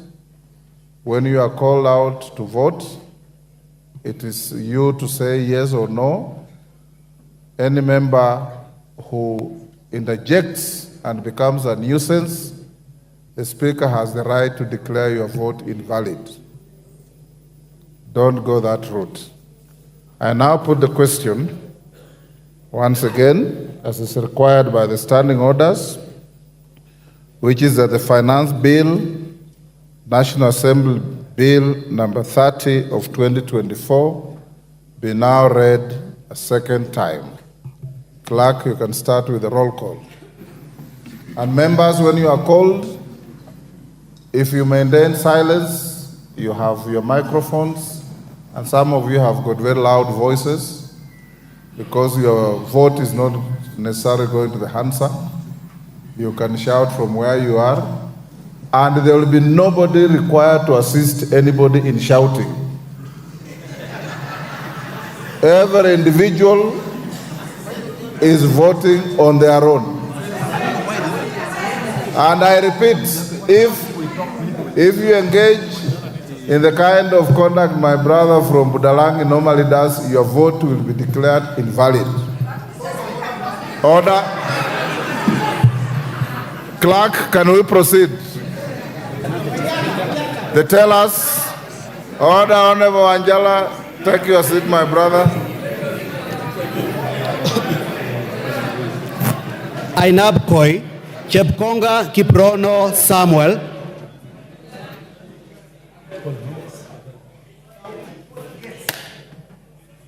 Aina Moi Langat Benjamin Kipkrui, Aldai Kitani Marian Jebet, Alego Usonga Atandi Samuel Onunga, Awendo Owino John Walter, Bahati Mrembo Irene Njoki, Bahati Mrembo Irene Njoki, Balambala Shurie Abdi Omar, Balambala Shurie Abdi Omar,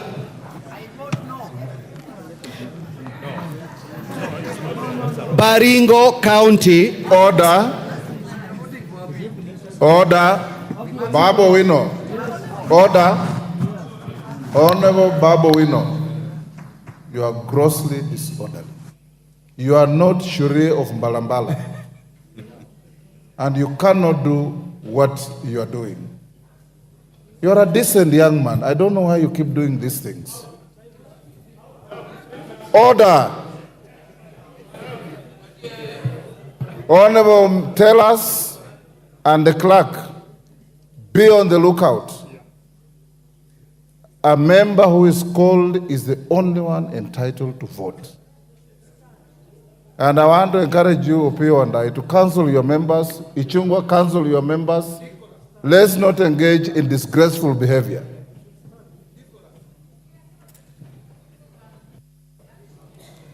Baringo County. Is absent. Balambala Shurie Abdi Omar. Absent. Baringo County Sergon Florence Jematia. Baringo Central Kandie Joshua Kipiegon. I vote yes. Baringo North Kipkoros Joseph Maglap. Baringo South, Kamuren Charles. Belgut, Koech Nelson.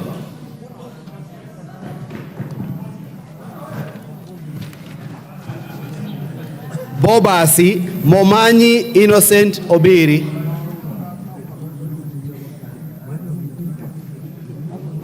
Bamachoge Borabu, Barongo Nolfason Obadia. Bamachoge Chache, Alpha Miruka Undieki.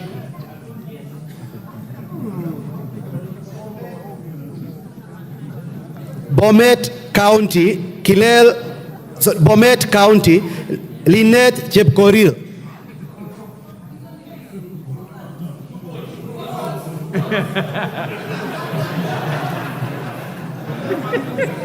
Bomet East, Yegon Richard Kipkemoy. No, Bomet Central.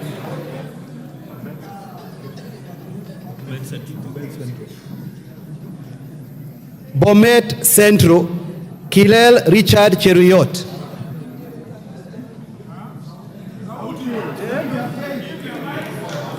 Bonchari. Sorry, let me repeat. Allow me. Bomet East, Yegon Richard Kipkemoy. Bonchari, Mamwacha Onchoke Charles. Bondo, Ogola Gideon.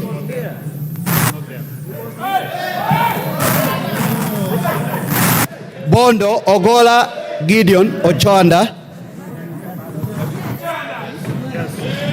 Borabu. Order members. No cheering. There's no vote that attracts any cheering. Remain silent. Borabu, Osero Patrick Kibagendi. I vote no. Budalangi, Wanjala Rafael Sauti Bita. Bumula, Wamboka Nelson Jack. Bungoma County, Wabilianga Catherine Nanjala. Bura, Yakub Ado Kuno. Bura, Yakub Ado Kuno. Bureti, Komingoi Kibet Kirui. Busia County, Omanyo Catherine Nahambi. Butere, Mwale Nicholas Tindi.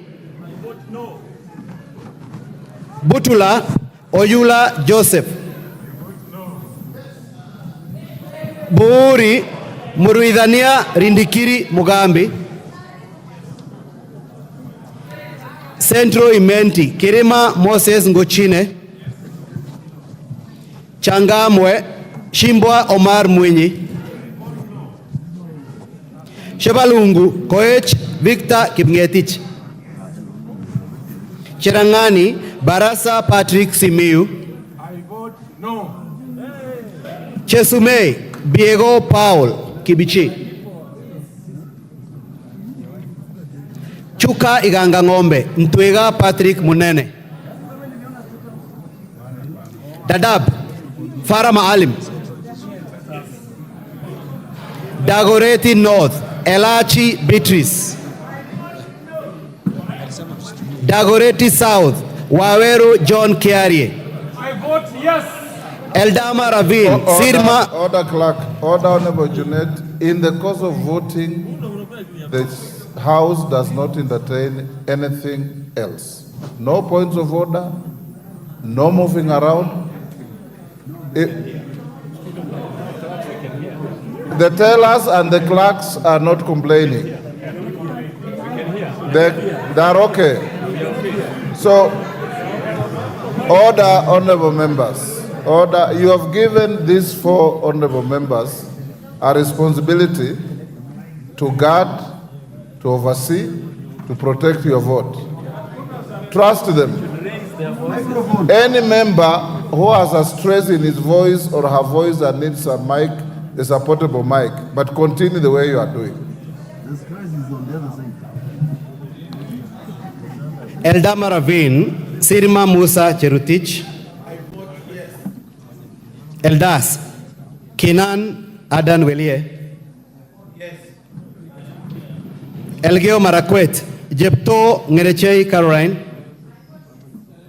Embakasi Central, Gadiro Majadong Benjamin. Embakasi Central, Gadiro Majadong Benjamin.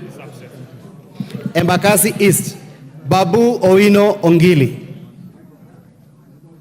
Babu Owino Ongili.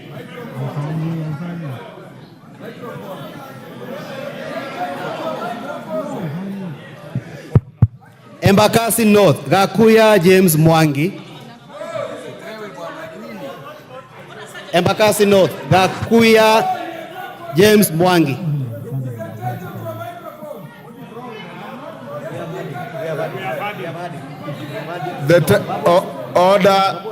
The tellers say they have had you vote no. So why do you want the microphone again? Take your seat.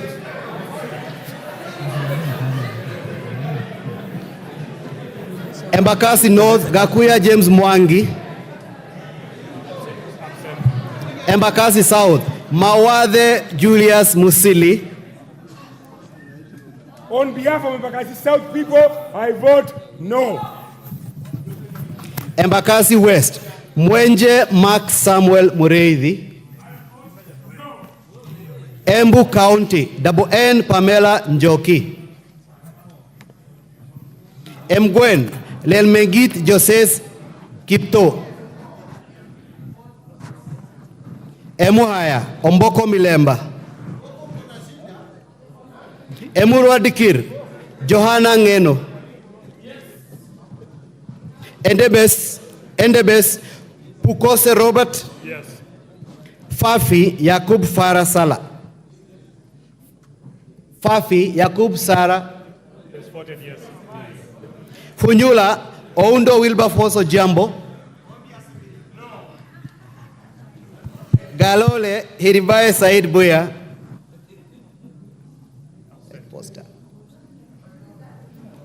Ganze Tengule Charo Kenneth Kazungu.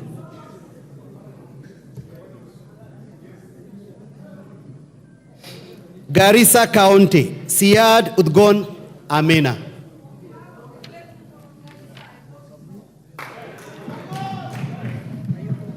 Garissa Township, Baro Deko Mohammed. Garsen, Guyo Ali Wario. Gatanga, Moreu Wakili Edward. Gatundu North, Kururia Njoroge. Gatundu North, Kururia Njoroge. Gatundu South, Kagombe Gabriel.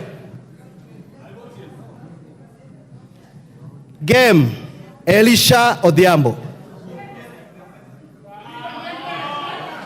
Gichugu, Githinji Robert Gichimu. Gilgil, Martha Wangari. Githunguri, Wamuchomba Gadhoni. Hamisi, Gimose Charles Gumini. Yes. Where is he? Where is he? Hamisi, Gimose Charles Gumini. He's there. Yes. Homa Bay County, Bensuda Osogo Atieno.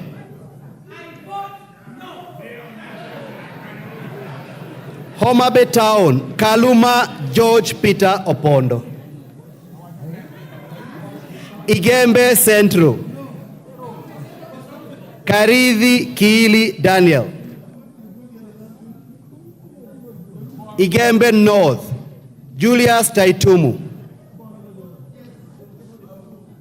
Igembe South, John Paul Mwirigi. Ijara, Abdi Ali Abdi. Ikolomani, Shinali Bernard Masaka. Ikolomani, Shinali Bernard Masaka. Isiolo County, Mumina Golo, Isiolo County, Mumina Golo Bonaya. Isiolo North, Lomwa Joseph Samal. Isiolo South, Tubi Bidu Mohammed.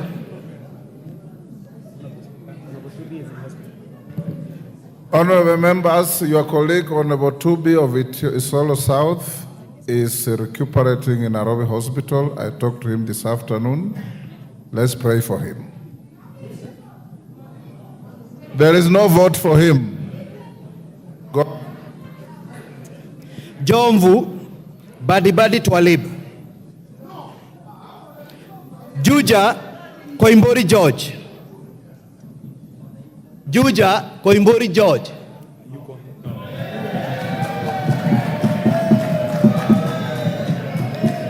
Kabete Wamashukuru James. Kabete Wamashukuru James.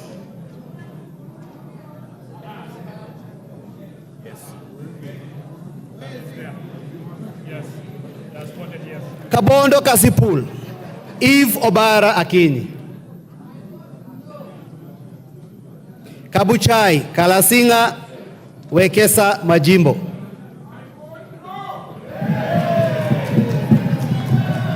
Kacheliba, Titus Lote. Kacheliba, Titus Lote. Kaiti, Kimilu Joseph Kivinda. Kajiado County, Sankaire Lea Sopiato. Kajiado Central, Memusi Kanchori.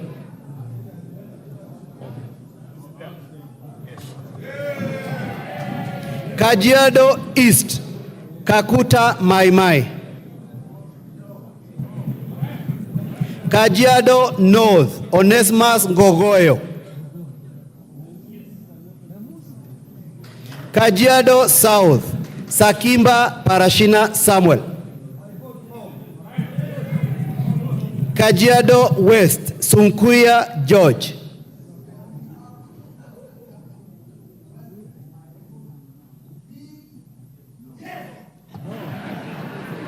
Kakamega County, LC Muhanda. Kakamega County, LC Muhanda. Kaloleni, Katana Paul Kahindi. Kamukonji, Hassan Abdi Yusuf. Kandara, Chege Njuguna. Kandui, Makali John. Kangema, Peter Irungu Kihongi. Kangundo, Fabian Chule Muli. Kapenguria, Moroto Samuel Chumel. Yes. Kapseret, Oscar Sudi. Yes. Karachuonyo, Adipo Andrew Okwome.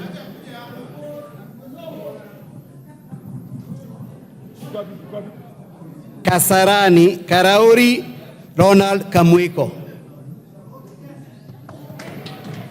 Kasipul, Were Charles Ongondo.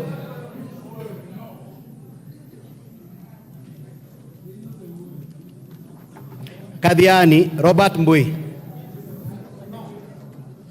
Keio North, Adams Kipsanai. Keio South, Gideon Kimayo.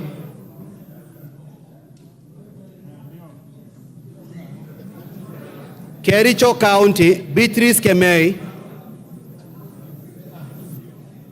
Keses, Julius Ruto. Huisero Aseka Christopher, Kiamba Kawanjiko John, Kiambu Waithaka John, Kiambu County Wamuratha Ann Wanjiku, Kibra Peter Orero, Kibwezi East Jessica Mbalu, Kibwezi West Mutuse Mwengi, Kieni Wainaina Njoroge, Kigumo Joseph Munyoro, Kiharu Ndindi Nyoro, Kikuyu Anthony Kimani Ichungwa, Kilgoris Julius Sunkuli, Kilifi County Gertrude Mbeyu,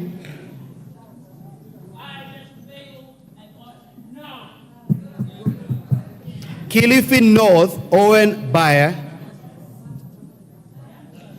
Kilifi South Richard Ken Chonga, Kilome Nzambia Kidhua, Kimilili Didmas Barasa Wekesa, Kiminini Kakai Bisau, Kinango Gonzi Rai, Kinangop Kwenya Dhuku,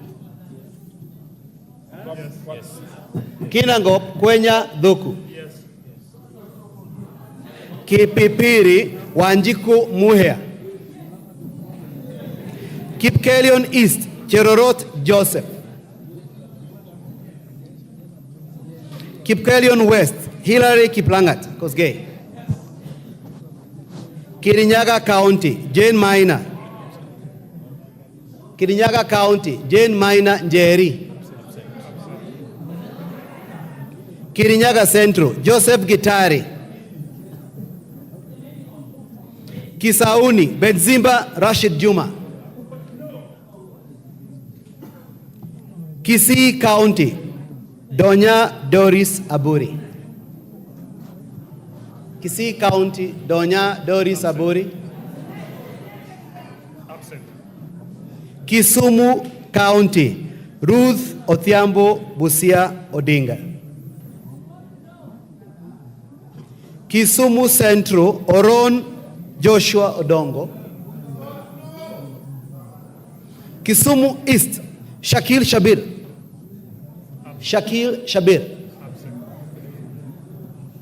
Kisumu West Rosa Buyu,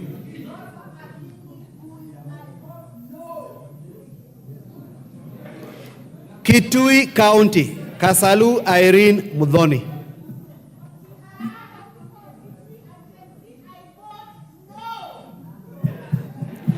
Kitui Central Makali Benson Mulu,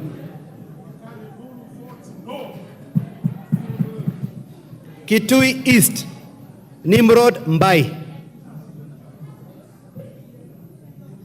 Kitui Rural Mboni Mwalika, Kitui South Recho Nyamae Kaki, Kitui West Edith Nyenze,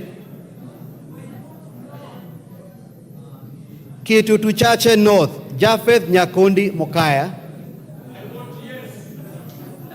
Kitutu Chache South Kibagendi Anthony, Kitutu Masaba Gesairo Clive Ombane,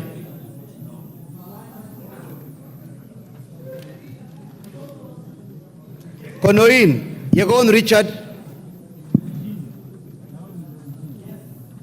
Kuresoi North Mutai Alfred,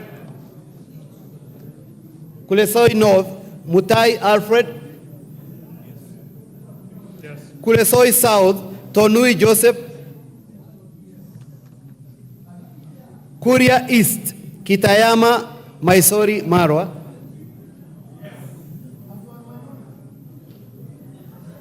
Kuria West, Mathias Robi. Kwale County, Fatuma Masito Hamisi. Kwanza, Fanidad Wanyonyi. Lafe, Abdurrahman Mohamed Abdi. Lafe, Abdurrahman Mohamed Abdi. Lagdera, Mohamed Hussein Abdikadir. Yes. Laikipia County, Jane Kagiri. Laikipia East, Kiunjuri Festus. Laikipia North, Sara Korere.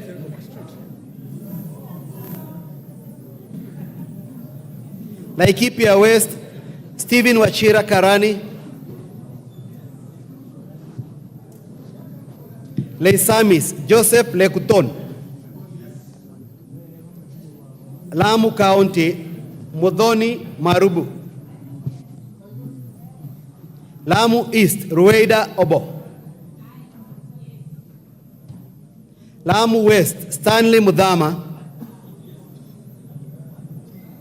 Langata, Felix Adiwol Kothe. Lari, Kahangara Joseph. Likoni, Mishi Mboko. Likuyani, Innocent Mugabe. Limuru, John Chege Kiragu. Loima, Protas Akuja.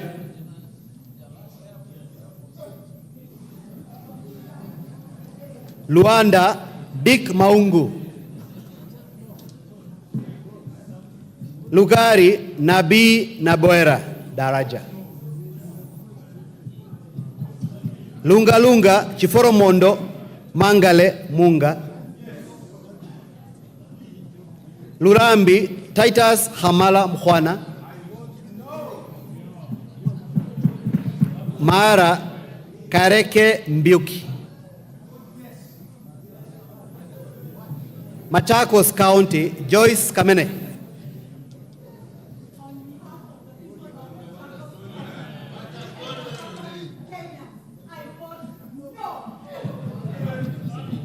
Machakos Town, Caleb Mule.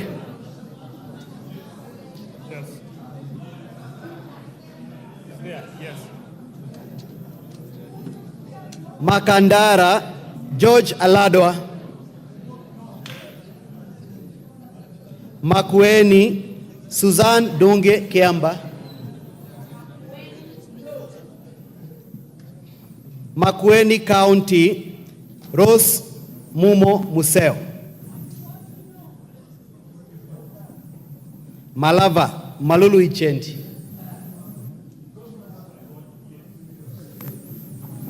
Malindi, Amina Munyanzi. Mandera North, Sheikh Bashir Abdurai.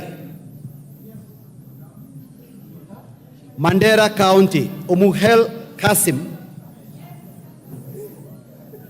Mandera East, Abdurrahman Hussein Waitan Mohammed. Mandera South, Abdul Ibrahim Haro. Mandera West, Yusuf Adan Haji. Mandera West, Yusuf Adan Haji. Manyata, Mukunji John. Manyata, Mukunji John. Let him take again. No, let him take again. Yes. Not him again. Listen, repeat. Maragua.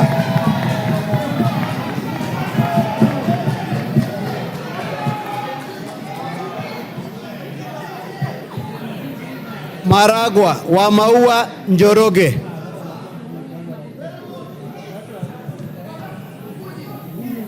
Marakwet East, David Bowen. Marakwet West, Kipchumba Toroitich. Marsabit County, Naomi Wako.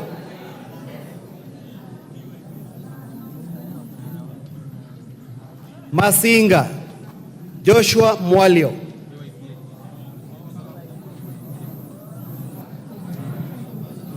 Masinga, Joshua Mwalio. Matayos, Joyfrey Odanga. Madare, Antonio Roch.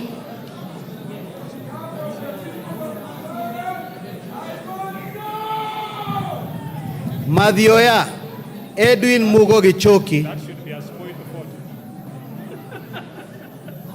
Madira, Eric Mwangi Kahogu. I vote yes. Matuga, Kasim Sawa Tandaza. Yes.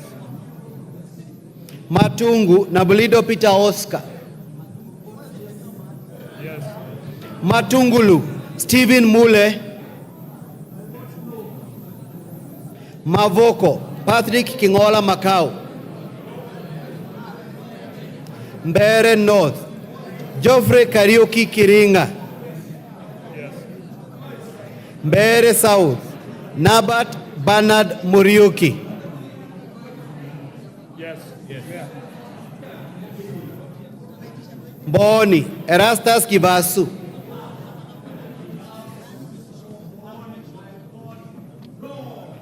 Meru County, Elizabeth Kailemia Karambu. Migori County, Fatuma Mohammed Zainab. Order. Order, members. Baba, we not go back to your seat. Go back to your seat. Honorable members, exercise some decorum. Junaid Mohammed, who is the chief whip of the minority, has not notified the speaker of the change of any teller.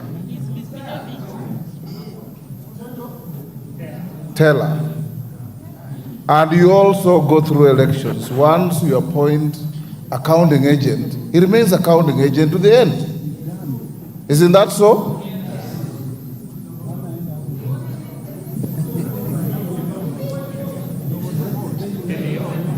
Mogotio, Kiborek Ruben. Moiben, Barto Phyllis. Molo, Kuria Francis Kimani. No, this is yes. Yes. What you is a yes.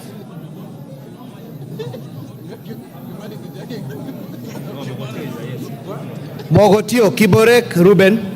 It was yes. No. Yes. Kiborek. Yes, it's a yes.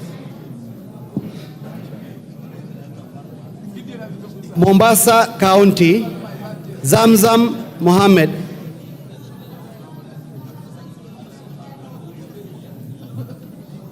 Mosop, Abraham Kirwa.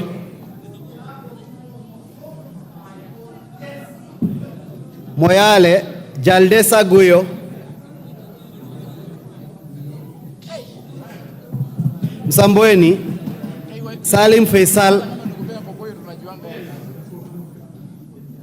Mount Elgon Fred Kapondi. Muhoroni, Koyo James. Mukurweini, Kaguchia John. Mumias East, Salasia Peter. That is a spoiled vote. Spoiled.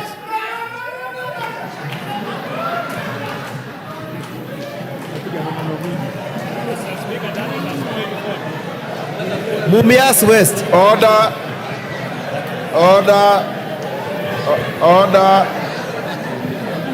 Order, members. Order. Honorable Salasia, you are treated as if you have not voted. Can you vote? No theatrics. Mumias West, Johnson Naika. Murang'a County, Betty Maina Njeri.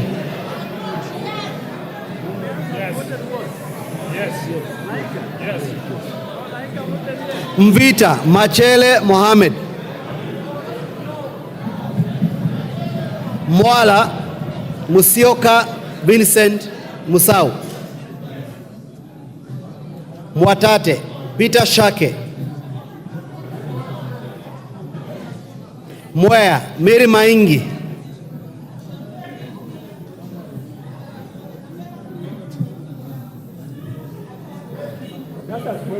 Yes. Mr. Speaker, that's a spoiled vote. Mwingi Central. Members, avoid making speeches when you vote.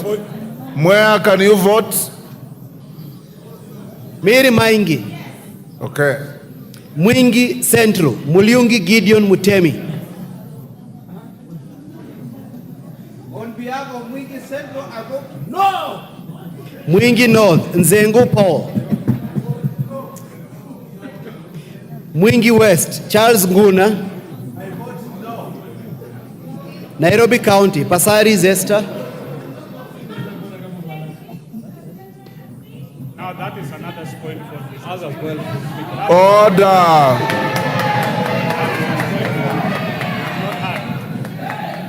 Naivasha, Jane Kihara.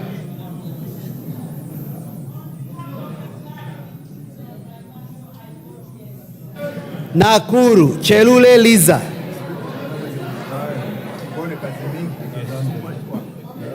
Nakuru Town East, David Gikaria.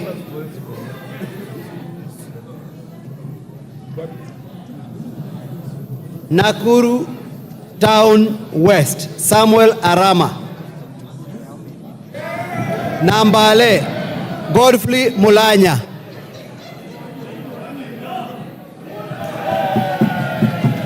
Nandi County, Cynthia Muge. Nandi Hills, Bernard Kitur.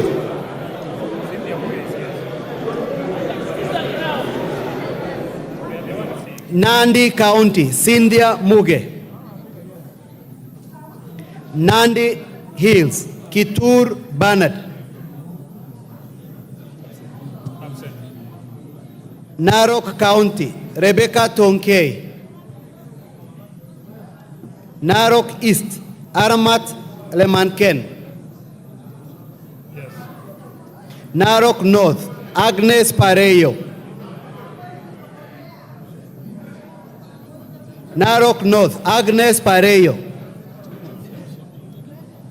Narok South, Kitilai Olentutu.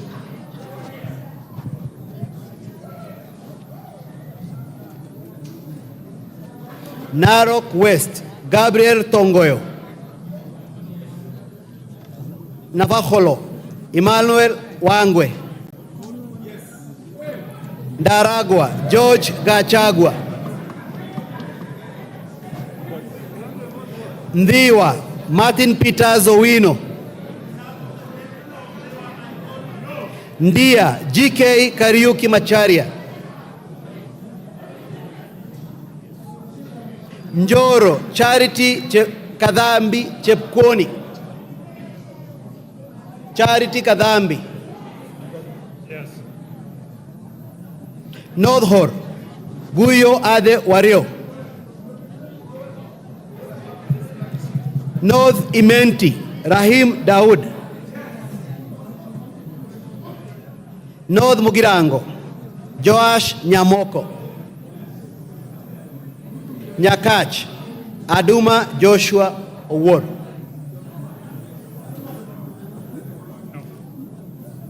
Nyali, Muhammad Ali.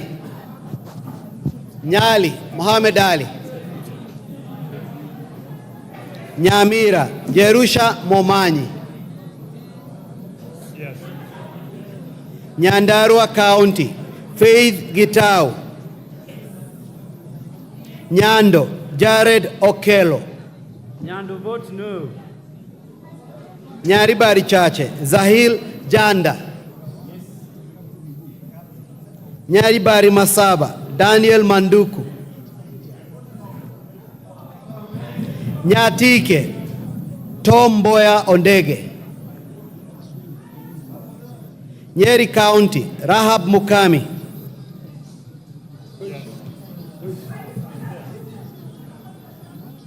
Nyeri Town, Duncan Madenge.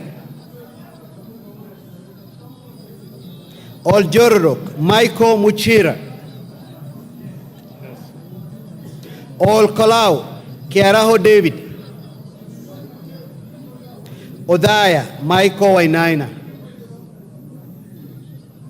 Pokot South, Kosing David.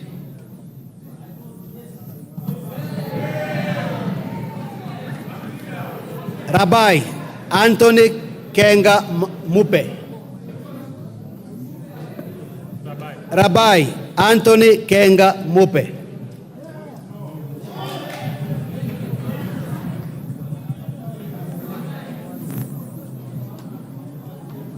Rangwe Gogo Lilian.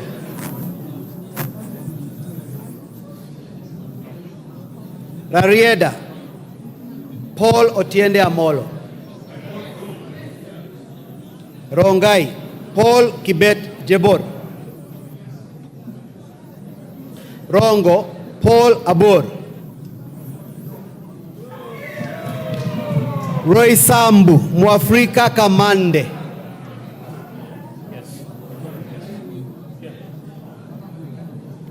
Ruaraka Tom Joseph Kajwang.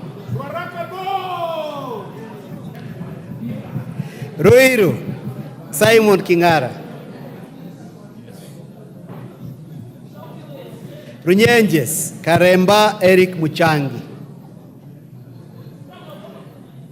Sabatia Sloya Clement Logova. Sabatia Sloya Clement Logova. Saboti Caleb Amisi. Saku Dido Raso. Samburu County Pauline Lengurus. Yes. Samburu East Lekumontare Jackson Letoijoni. Yes. Samburu North Letepila Dominic. Yes. Samburu West Josephine Lesuda Naisula. Microphone. Josephine Naisula Lesuda. Mike. Give her the mic.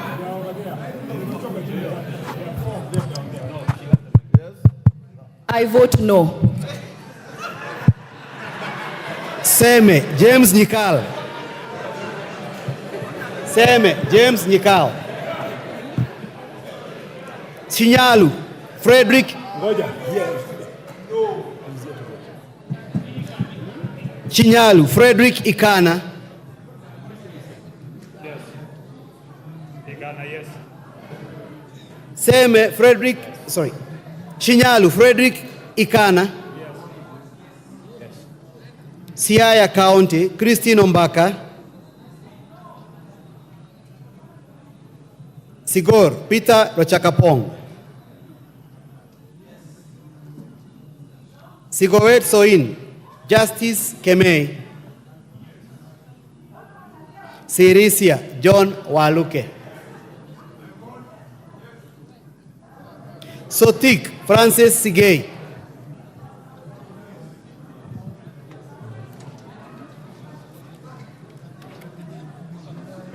Saudi Menti Shadrach Mwiti.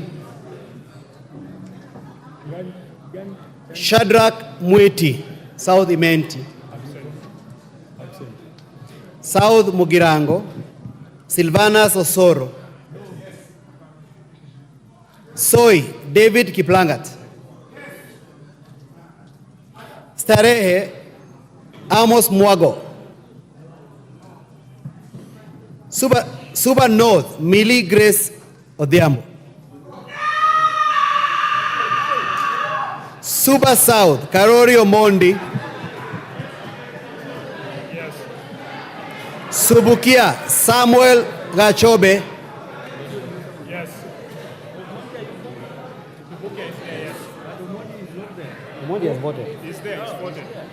Suna East, Junet Mohammed.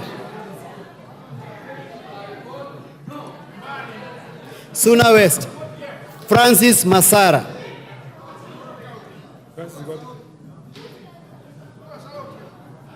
Taita Taveta County, Lydia Haika Mziki. Tana River County, Amina Dika. Tarbaj, Bare Hussein Abdi. Yes. Tarbaj, Bare Hussein Abdi. Yes. Taveta, John Okano Bwire. Teso North, Oku Kaunya.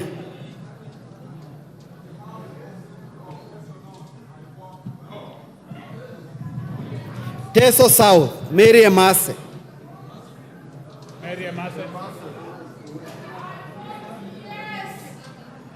Teso South, sorry, Tetu, Joyfrey Wandeto.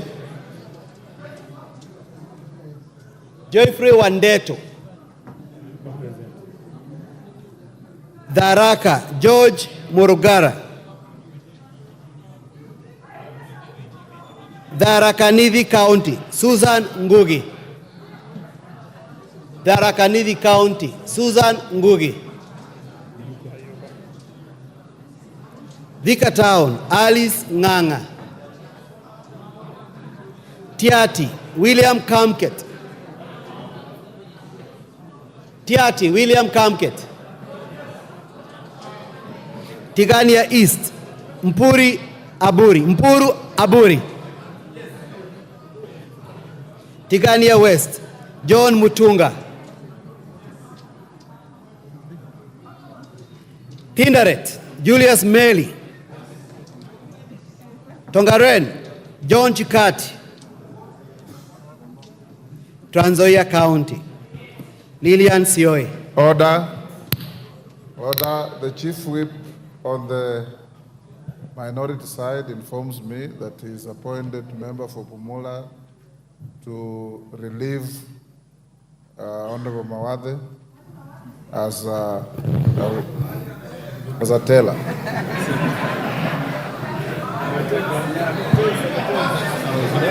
Trans Nzoia County, Lillian Sioi.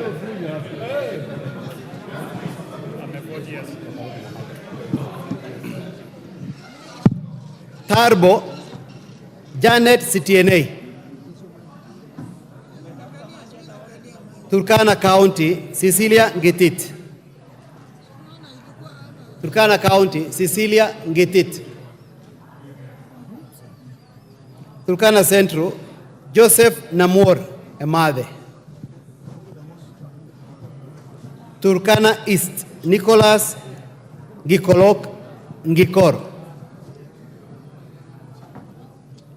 Turkana East, Nicholas Ngikolong Ngikor. Turkana North, Paul Ekom Nabuin.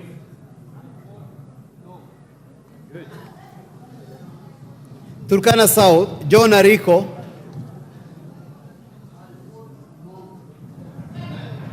Turkana West, Nanok Daniel.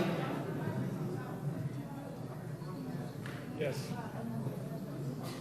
Uasin Gishu County, Gladys Boss. Gladys Boss. Ugenya, David Ochieng. Ugenya, David Ochieng.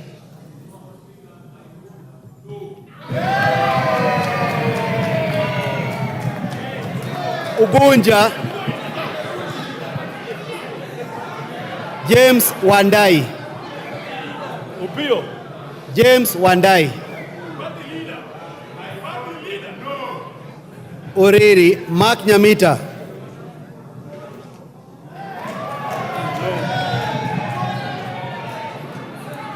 Vihiga, Ernest Kivai Kagesi. Vihiga Ernest Kivai Kagesi. Vihiga County. Beatrice Adagala. Yes. She's here. Beatrice Adagala. Voi Abdi Chome. Wajir County. Fatuma Jeho. Wajir County. Fatuma Jeho. Wajir East. Daud Adan Mohammed. Wajir East. Daud Adan Mohammed. Wajir North. Abdi Saneh. Wajir South. Ado Mohammed. Wajir South. Abdi Mohammed. Ado. Yes. Yes. Wajir West. Farah Yusuf Mohammed. No. Webuye East. Martin Pepela Wanyonyi. Yes.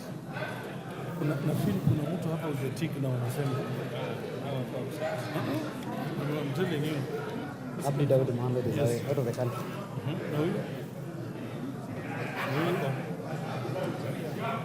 Webuye East. Daniel Wanyama. West. Webuye West. Daniel Wanyama. Yes. West Mugirango. Stephen Mogaka.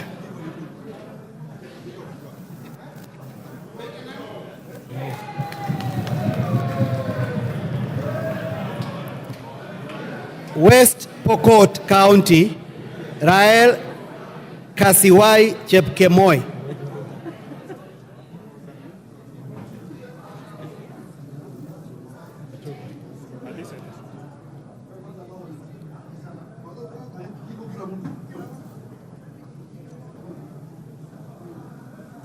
Okay, give it. West Pokot, Kasiwai Rael Chepkemoi. West Pokot, Kasiwai Rael Chepkemoi. She's there. Yes. Yes. Yes. Westlands, Wetangula Timothy Wanyonyi.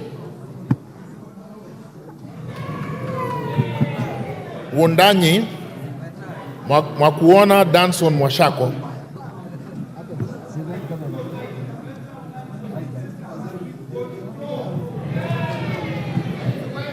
Yata, Basil Robert Ngui. Yata, Basil Robert Ngui.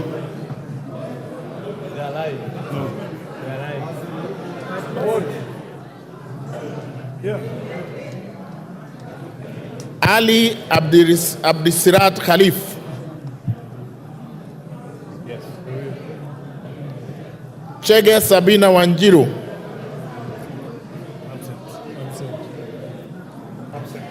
Dina Joseph Hamisi. Harun Suleka Hulbale. Ikiara Dorothy Modoni. Iraya Joseph Wainaina. Koske Joseph Kipkemo.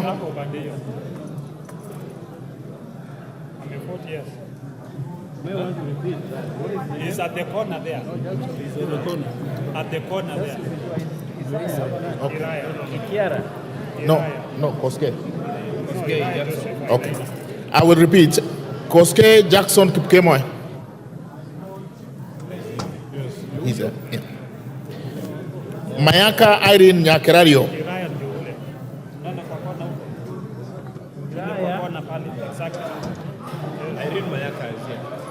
Mayaka Irene Nyakerario. Mpe mic. Sema tu. No, give her mic.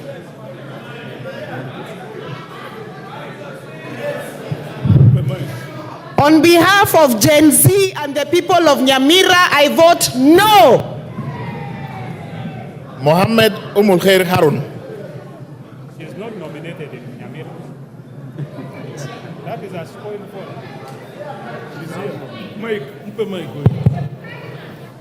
As the Gen Z of the House, born in the year 1996, I say no. Teresia Wanjiru Mwangi. Teresia Wanjiru Mwangi. Okay. John Mbadi Ngongo.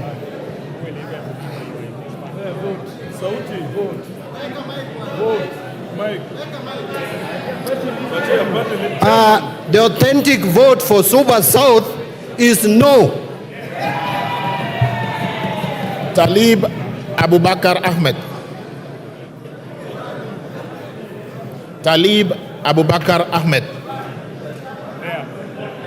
Yes. Okay, done.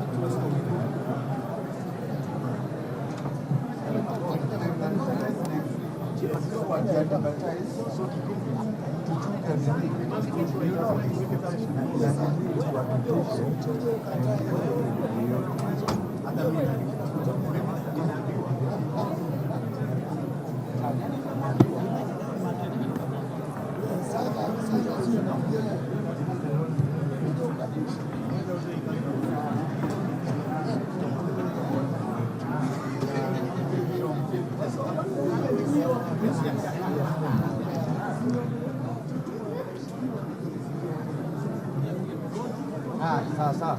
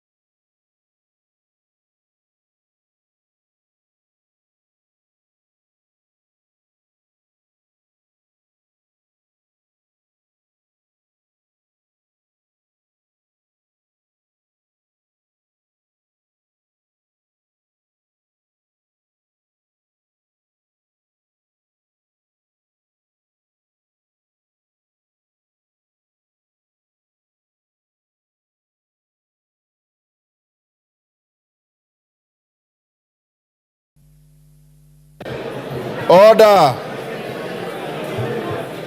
Order, honorable members, order.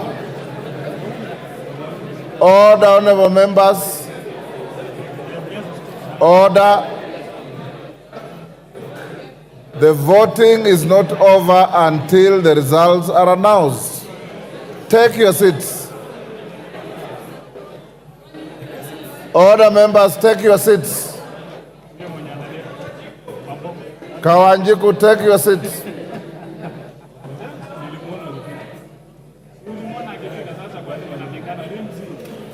Order. Honorable members, the tellers are not sure whether Honorable Sane voted or not. He's coming to confirm. What is your name? Yes. What is your name?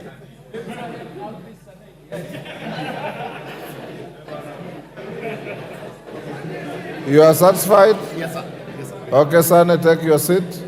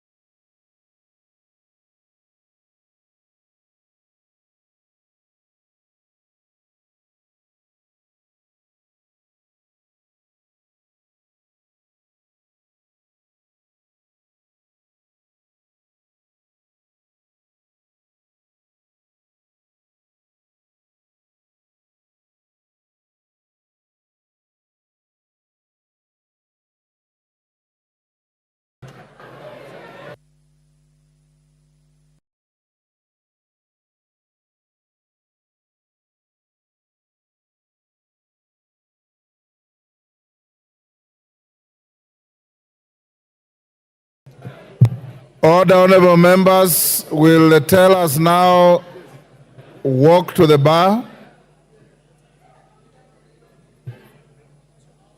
Will the tellers walk to the bar?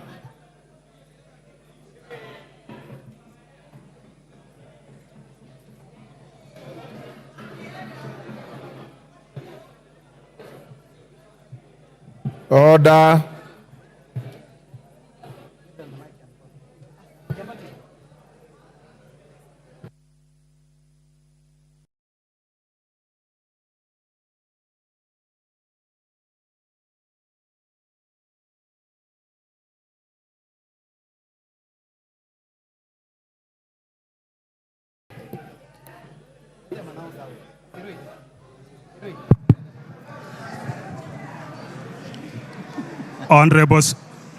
Honorable Speaker, the division on the second reading of the Finance Bill 2024 voting, the ayes 204, nays 115, abstention, order, abstention 0. Haya.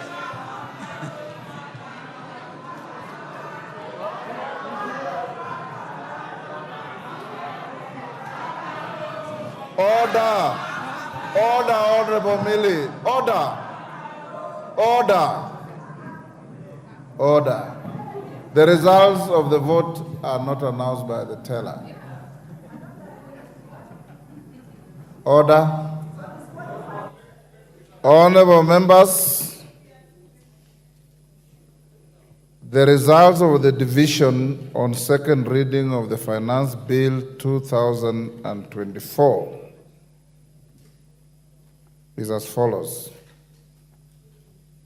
Ayes 204, nays 115, abstentions nil. So the ayes have it. Order. I now order for the bill to be read the second time. Order. Order, the House is in session. Order. Order. Clerk. Order. A bill for an act of parliament to amend the law relating to various taxes and duties and for matters incidental thereto. Honorable members, the matter of the finance bill is now over. You wait for the committee of the whole. Those who have amendments to file, you know the deadline was 1 o'clock. The clerk and his team will process those amendments. And as you are told, the House will sit on Tuesday morning when we'll proceed on the same matter. I now order that the next order be open the bar, open the doors. Now call out the next order. Order number 9, motion, consideration of Senate amendments to the Independent Electoral and Boundaries Commission Amendment Bill, National Assembly Bill number 10 of 2024.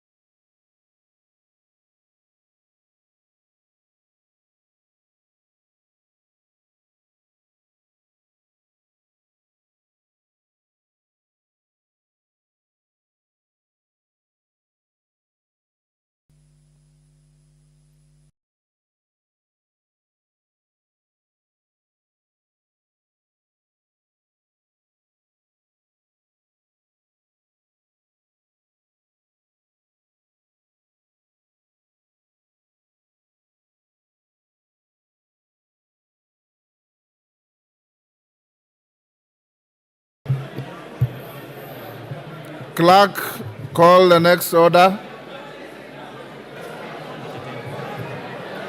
Order number 9, motion, consideration of Senate amendments to the Independent Electoral and Boundaries Commission Amendment Bill, National Assembly Bill number 10 of 2024.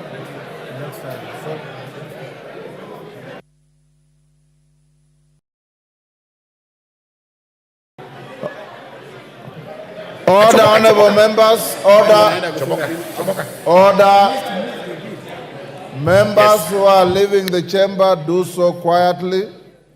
The next order has been called, order number 9, and I'm calling the Chair, Departmental Committee on Justice and Legal Affairs to move the motion. Those who are recessing out of the chamber, do so quietly. The House is not adjourned, the House is in session. Honorable Murugara, proceed. Thank you. Thank you very much, Mr. Speaker, sir. I beg to move that the Senate amendments to the Independent Electoral and Boundaries Commission Amendment Bill, National Assembly Bill number 10 of 2024, be now considered.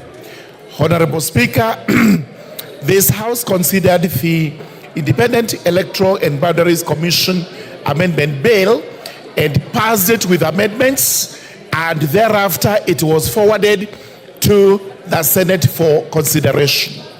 I wish to report that the Senate considered the bill and returned it with some proposed amendments, which proposed amendments the Justice and Legal Affairs Committee did consider and prepared a detailed report in which it actually agreed with the Senate in the proposals. In essence, it means that the National Assembly should now agree with the Senate on the proposed amendments, in which case then we would amend the bill as proposed by the Senate, and after that we would actually pass it ready for assent. The reason why the Justice and Legal Affairs Committee agreed with the Senate is that the proposed amendments are not major amendments as such, but are proposals that since the IEBC Act is supposed to be considered by the two houses, the bicameral houses, where we have made a provision for the National Assembly, then there is also a mention of the Senate. It would have been tidier if the Senate had proposed that we delete the National Assembly and substitute therefore with the word Parliament. But since we are not supposed to touch this bill in any other way so as not to necessitate mediation, we entirely agreed with the Senate and are now in agreement, and we do propose that we move to the Committee of the Whole House, where the proposed amendments will be considered, and once passed or adopted by this House, the bill will have passed through the two houses and will be ready for assent. Honorable members, please resume your seats. Honorable Madam Speaker, therefore I do beg the House to agree with the proposed amendments by the Senate, and we move on to the Committee of the Whole House. With those remarks, I beg to move and request the Honorable Chepkonga,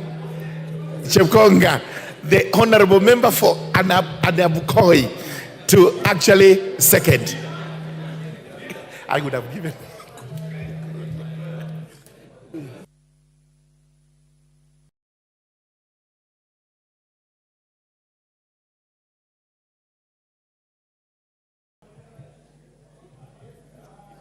Thank you very much, Honorable Speaker. Honorable Speaker, I rise to second the proposed amendments from the Senate as moved by the Chair of Justice and Legal Affairs, my very good friend, the Honorable Murugara. And I totally agree that this is the way we should go. We should consider the other house as also giving input to the making of laws in this country. As you know, the Senate participates in making law, but it is this House that enacts laws. So I totally agree that we approve the proposed amendments that have been forwarded to the House. I thank you. I second.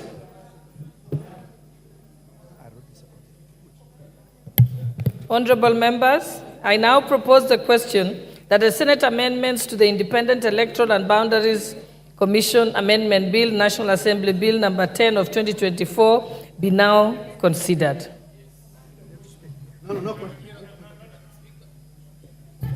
Yes, you may proceed. Do you have your card?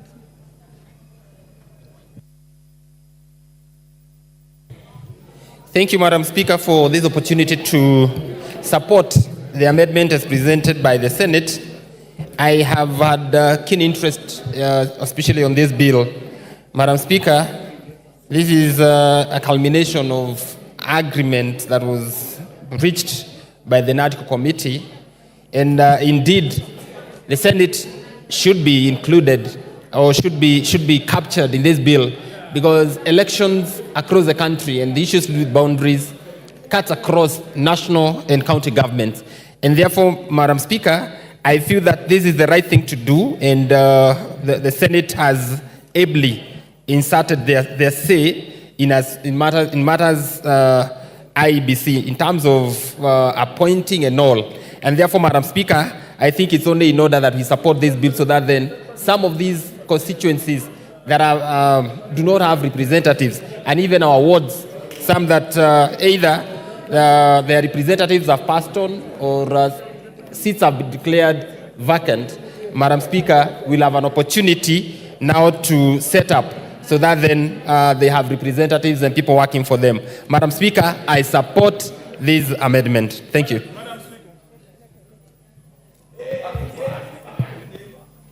The Honourable Member for Mandera North, Honourable Bashir Abdullahi. Thank you very much, Honourable Speaker. Honourable Speaker, this bill is very important, and I want to urge this House to agree with the committee with the Senate amendments. Honourable Speaker, I have a neighbour constituency by the name Banisa constituency. May proceed. Minority Leader, I'm going to give you a chance after Honourable Bashir. My neighboring constituency called Banisa does not have a representative, and now it is 15 months since the death of our brother, the late Honorable Maalim Kulo Hassan. And all this is because of the fact that IEBC is not fully constituted. It's unfortunate that the people of Banisa have been denied representation by the fact that IEBC is not fully constituted. Personally, I have made a bill here, which is actually in the House, which seeks that the IEBC CEO, in the absence of the chairman of IEBC, be given the mandate to gazette a returning officer. But now that this bill now is on the floor with the amendments from the Senate, it only requires this House to pass so that it's assented to, and the people of Banisa and the other county assemblies have their representatives. So I want to urge this House to be fair to the people of Banisa and to the other many wards that are lacking representation, so that we fast track and the bill is assented to and IEBC is fully constituted. And once the selection panel is constituted, I want to urge them that the membership of IEBC Commission should not just take within 90 days, but should be within a span of between 30 to 45 days, so that they are in place and the people of Banisa go for by-election and they elect another representative. I support. Thank you, Honourable Speaker. Yes, Honourable Minority Leader, you had wanted to speak to this? Because you were busy then I gave somebody else. You want to speak? Yes, your point of order, Honourable Junet. Speaker, I stand on understanding order 35. I want to ask whether there is quorum in the House. Madam Speaker, you are certain whether we have quorum in the House, Madam Speaker. Mwende nyumbani bana. Wacha kusumbua sisi.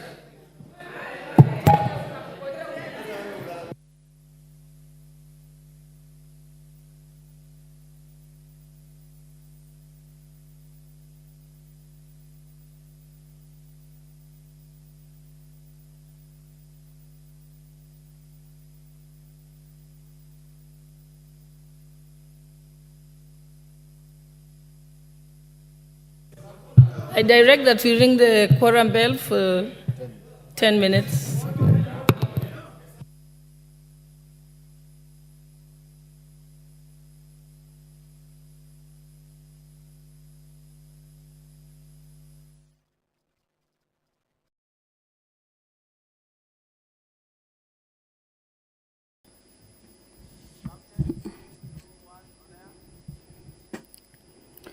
Well, the quorum bell is underway.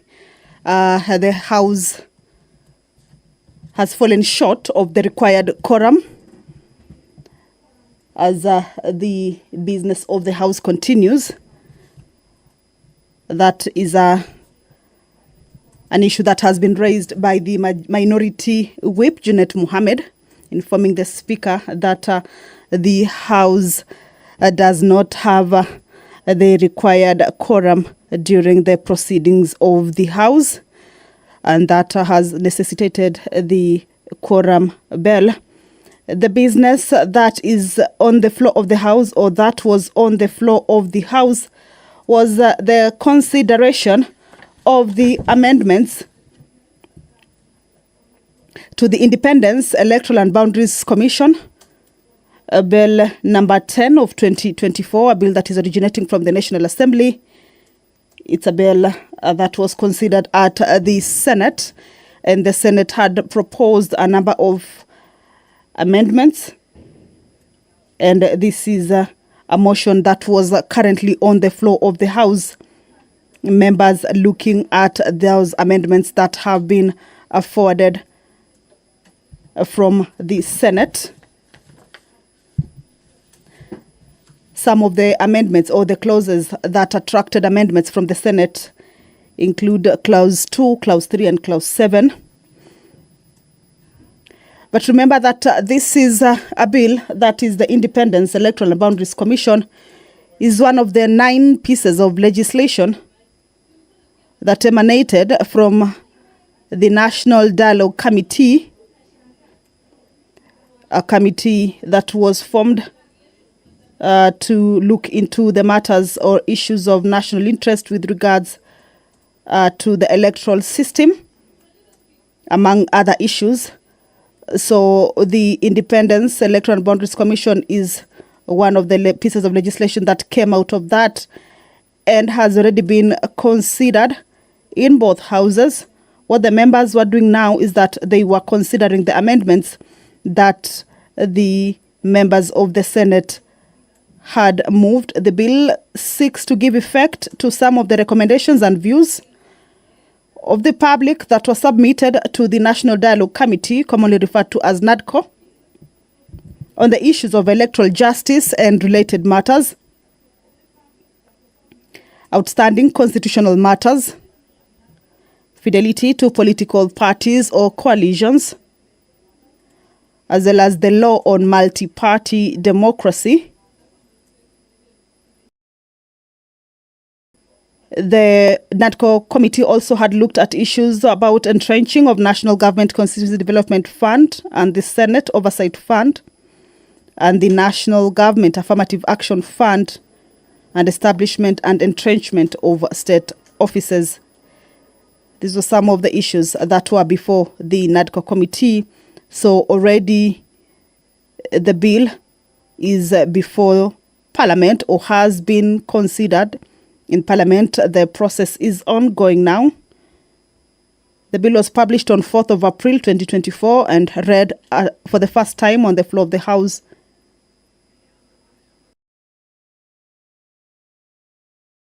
It was considered and passed with amendments by the National Assembly on the 2nd of May 2024. Now, the bill, remember, is one that concerns counties. And with this regard, it was forwarded to the Senate for consideration pursuant to the House Standing Order number 142 of the National Assembly. So the Senate considered the bill and proposed a number of amendments. But the bill generally seeks to amend the Independent Electoral and Boundaries Commission Act, Cap 7C, to clean up the Act by deleting obsolete provisions, amend Section 6 of the Act and include experience in accounting or information and communication technology as additional professional qualifications for appointment as a member of the Independent Electoral and Boundaries Commission. Also amend the first schedule to the Independent Electoral and Boundaries Commission, that is IEBC Act, Cap 7C, to increase the number of members of the selection panel from 7 to 11 in order to accommodate a wide spectrum of stakeholders and interest groups. Remember, this was a conversation and it led to the proposal that the number of the members of the selection panel be increased so that it could include a wider spectrum of stakeholders and interest groups, as well as replace the current fifth schedule of the Act with a new and updated schedule. These are some of the amendments. Also make consequential amendments intended to align the Act to the judgment of the High Court in Katiba Institute and 3 others versus Attorney General and 2 others. in a 2018 ruling where the High Court held that certain provisions of the Act were unconstitutional. These are some of the amendments, or these are some of the proposals in the bill or contents that the bill seeks to cure or bring forward. Now, the Senate considered and passed the bill with amendments on the 11th of June, 2024. And that is when they transmitted the amendments to the National Assembly seeking concurrence. The amendments were further or subsequently referred to the Departmental Committee on Justice and Legal Affairs for consideration.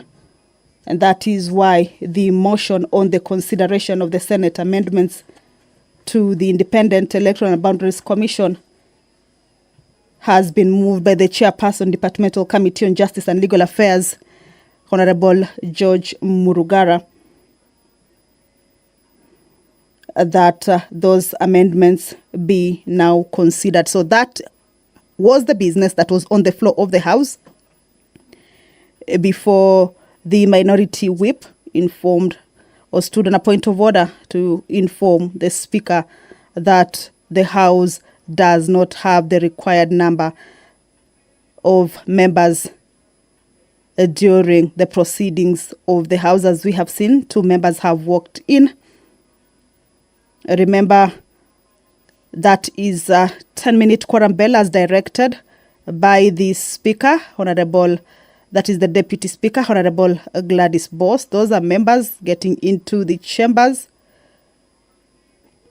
of course, in their numbers, and in a few, I believe that quorum will be achieved before the Independence, Electoral and Boundaries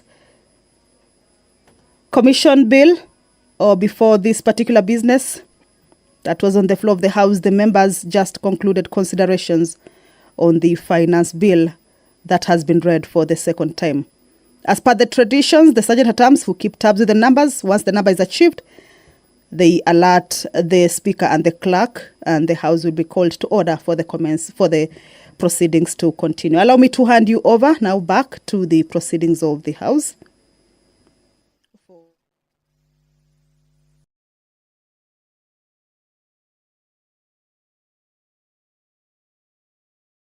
Yes, Honorable TJ. You want to contribute? You want to contribute? Yeah, just hold on. Who was the last person? Oh, but he had finished. Okay, you may proceed. Proceed, Honorable TJ.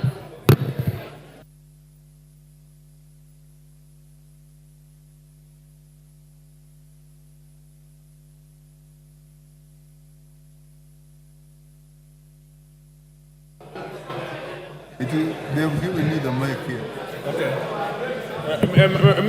Madam Speaker, this bill, we should be able to accede to it and pass it. We have been able to look at it from JLAC. It is only 3 issues which were not really in contention, which I think, as a matter of oversight, we may have passed the bill to the Senate without looking at it thoroughly. In terms of defining parliamentary party.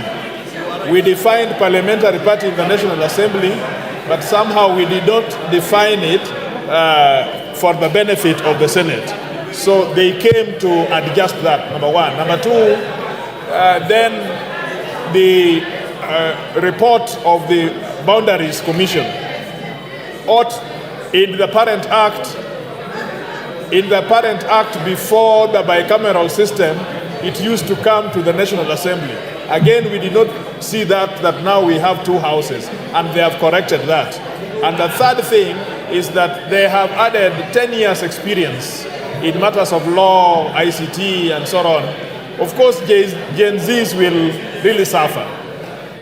But again, experience is also a good thing for management of an office. I had said in the committee, perhaps on ICT, they should allow Gen Zs without fetter of age.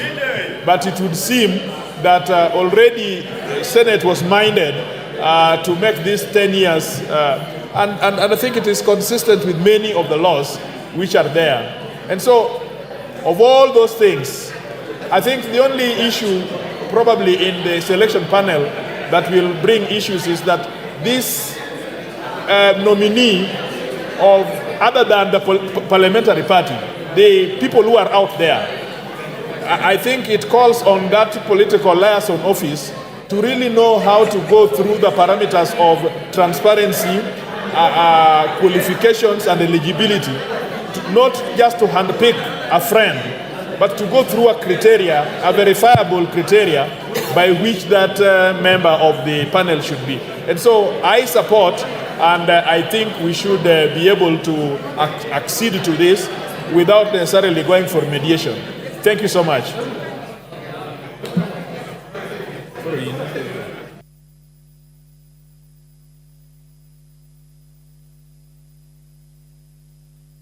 No, you can't do that. You can't do that. Minority leader. There is an order.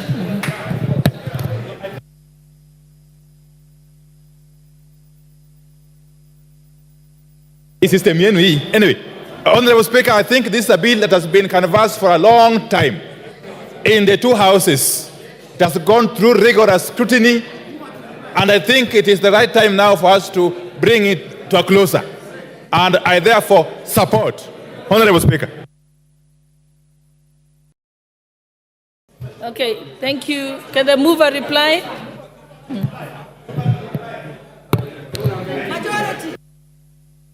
Thank you. Thank you very much, Madam Speaker.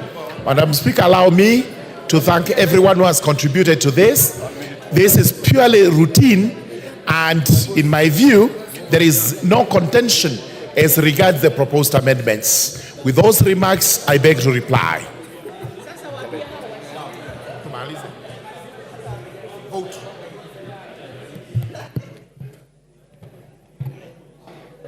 Honorable members, I now put the question that the Senate amendments to the Independent Electoral and Boundaries Commission Amendment Bill, National Assembly Bill number 10 of 2024 be now considered.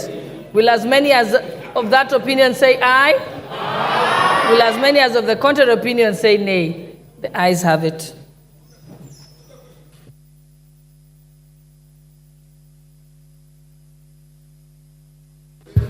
Next order. Order number 11, Committee of the Whole House.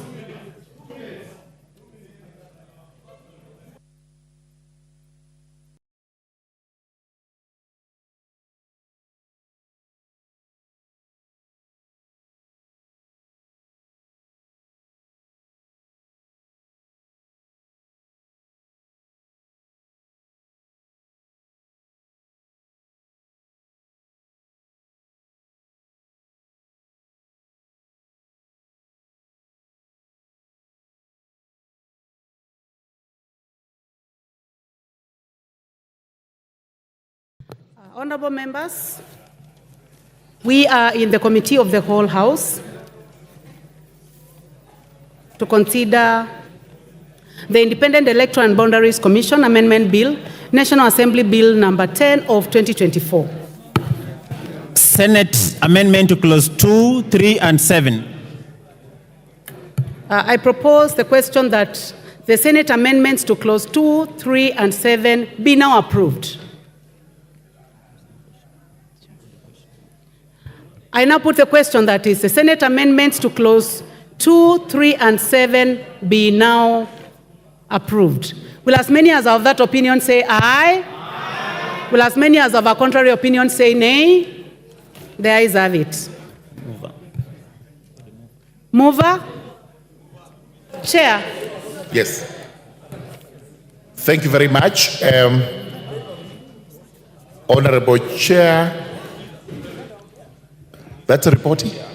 I beg to move that the committee do report to the House its consideration of the Senate amendment to the Independent Electoral and Boundaries Commission Amendment Bill, National Assembly Bill number 10 of 2024, and its approval thereof without amendments.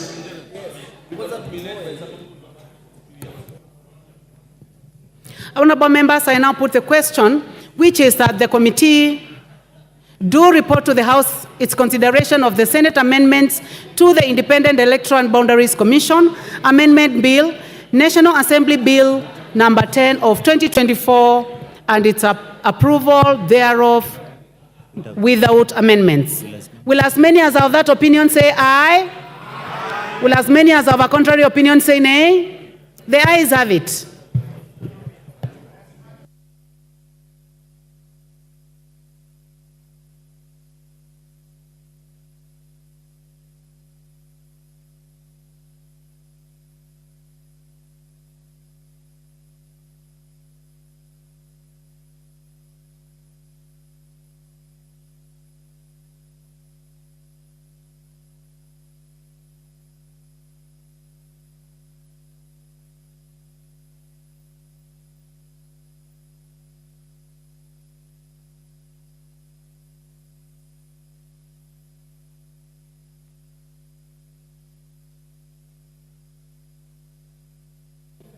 Chairperson.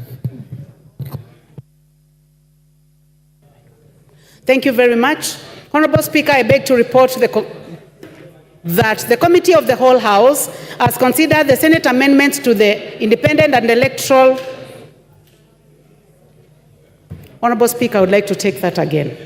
Honorable Speaker, I beg to report that the Committee of the Whole House has considered the Senate amendments to the Independent Electoral and Boundaries Commission Amendment Bill, National Assembly Bill number 10 of 2024, and approved the same without amendments.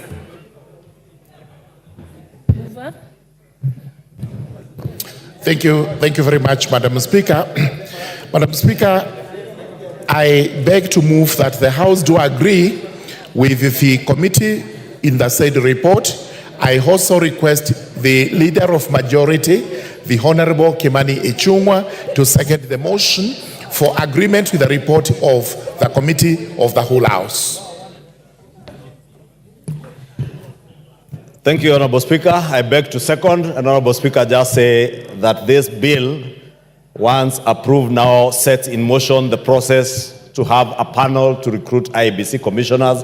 And I do hope that those who will be nominated by the various nominating bodies will nominate men and women of integrity, men who will become commissioners that will guarantee us that in 2027 we will have an election that will be done, and without questions, the winner of that election will be known without any questions, Honorable Speaker. And I beg to second. Honorable members, I now propose the question, which is that the House do agree with the committee in the said report. Okay. Honorable members, I now put the question, which is that the House do agree with the committee in the said report. Will as many as of that opinion say aye? Aye. Will as many as of the contrary opinion say nay? The ayes have it.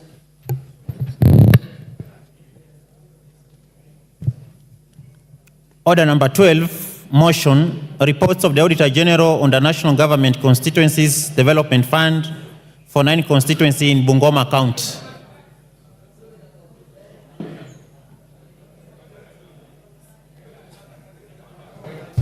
Who's the mover? Chairperson.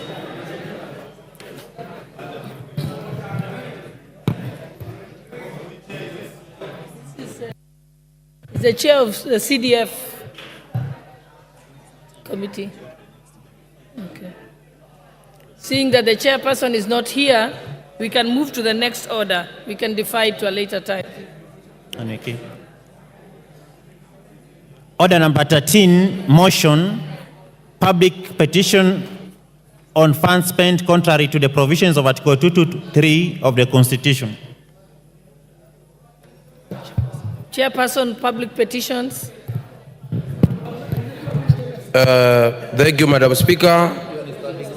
Honorable Speaker, I beg to move the following motion, that this House adopt a report on the Public Petitions Committee on its consideration of the public petition number 04 of 2022 regarding funds spent contrary to the provisions of Article 223 of the Constitution, laid on the table of the House on Tuesday, 12th March 2024. Honorable Speaker, on the 15th of November 2022, Mr. Stephen Mutoro, Secretary General of Consumer Federation of Kenya, COFEC, conveyed to the House Public Petition number 4 of 2022 regarding funds spent contrary to the provisions of Article 223 of the Constitution. Madam Speaker, the committee went through this petition, listened to the petitioner, listened to the several witnesses, and Mr. Speaker, it was very clear that yes, funds were spent outside outside the Article 223 of the Constitution of Kenya, and especially, Mr. Speaker, it was noted very clearly that in the last 20 days of the former regime,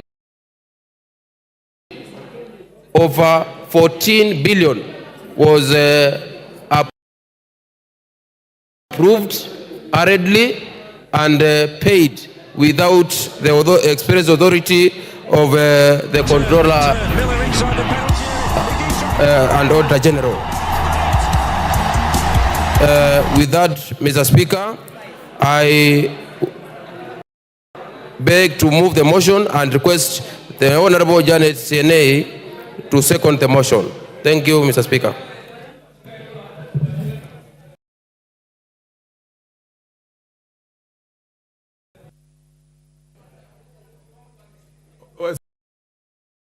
Seconder, the Honorable Seconder. Yes, proceed. Thank you, Honorable Speaker. Thank you, Honorable Speaker. I second that this motion be debated in the House. Thank you, Honorable Speaker. Thank you.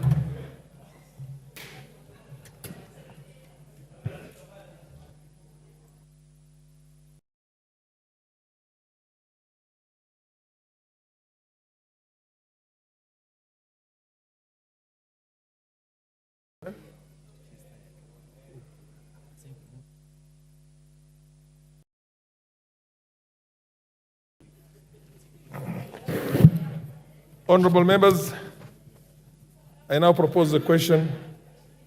Order, honorable members.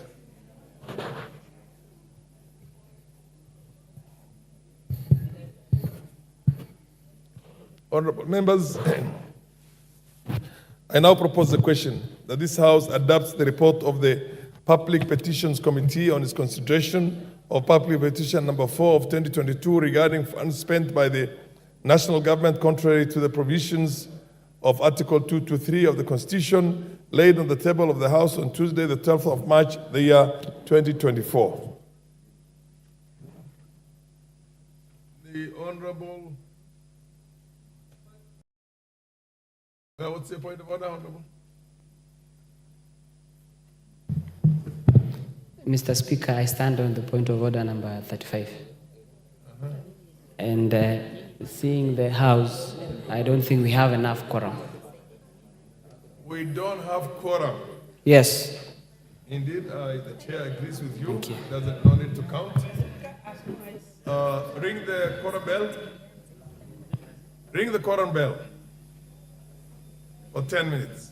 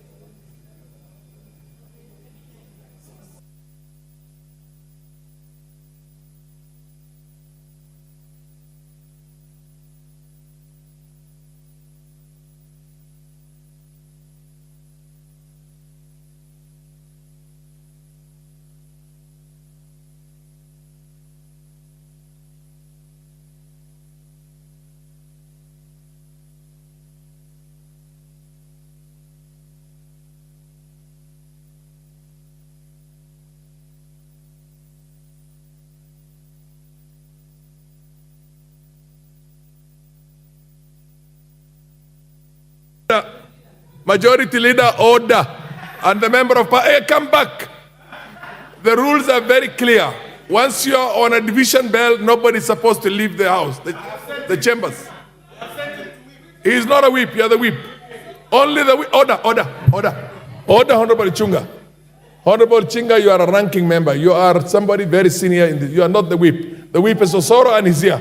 Osoro and Naomi can go and whip, but you have to stay. Order, honorable members. The rules are clear and I've given my direction. Osoro. No, you go and whip. Osoro, go and whip. Naomi and Osoro, that's their function. Order, Majority Leader. Take your seat. Take your seat, Majority Leader. This is a house of rules. Please respect the rules.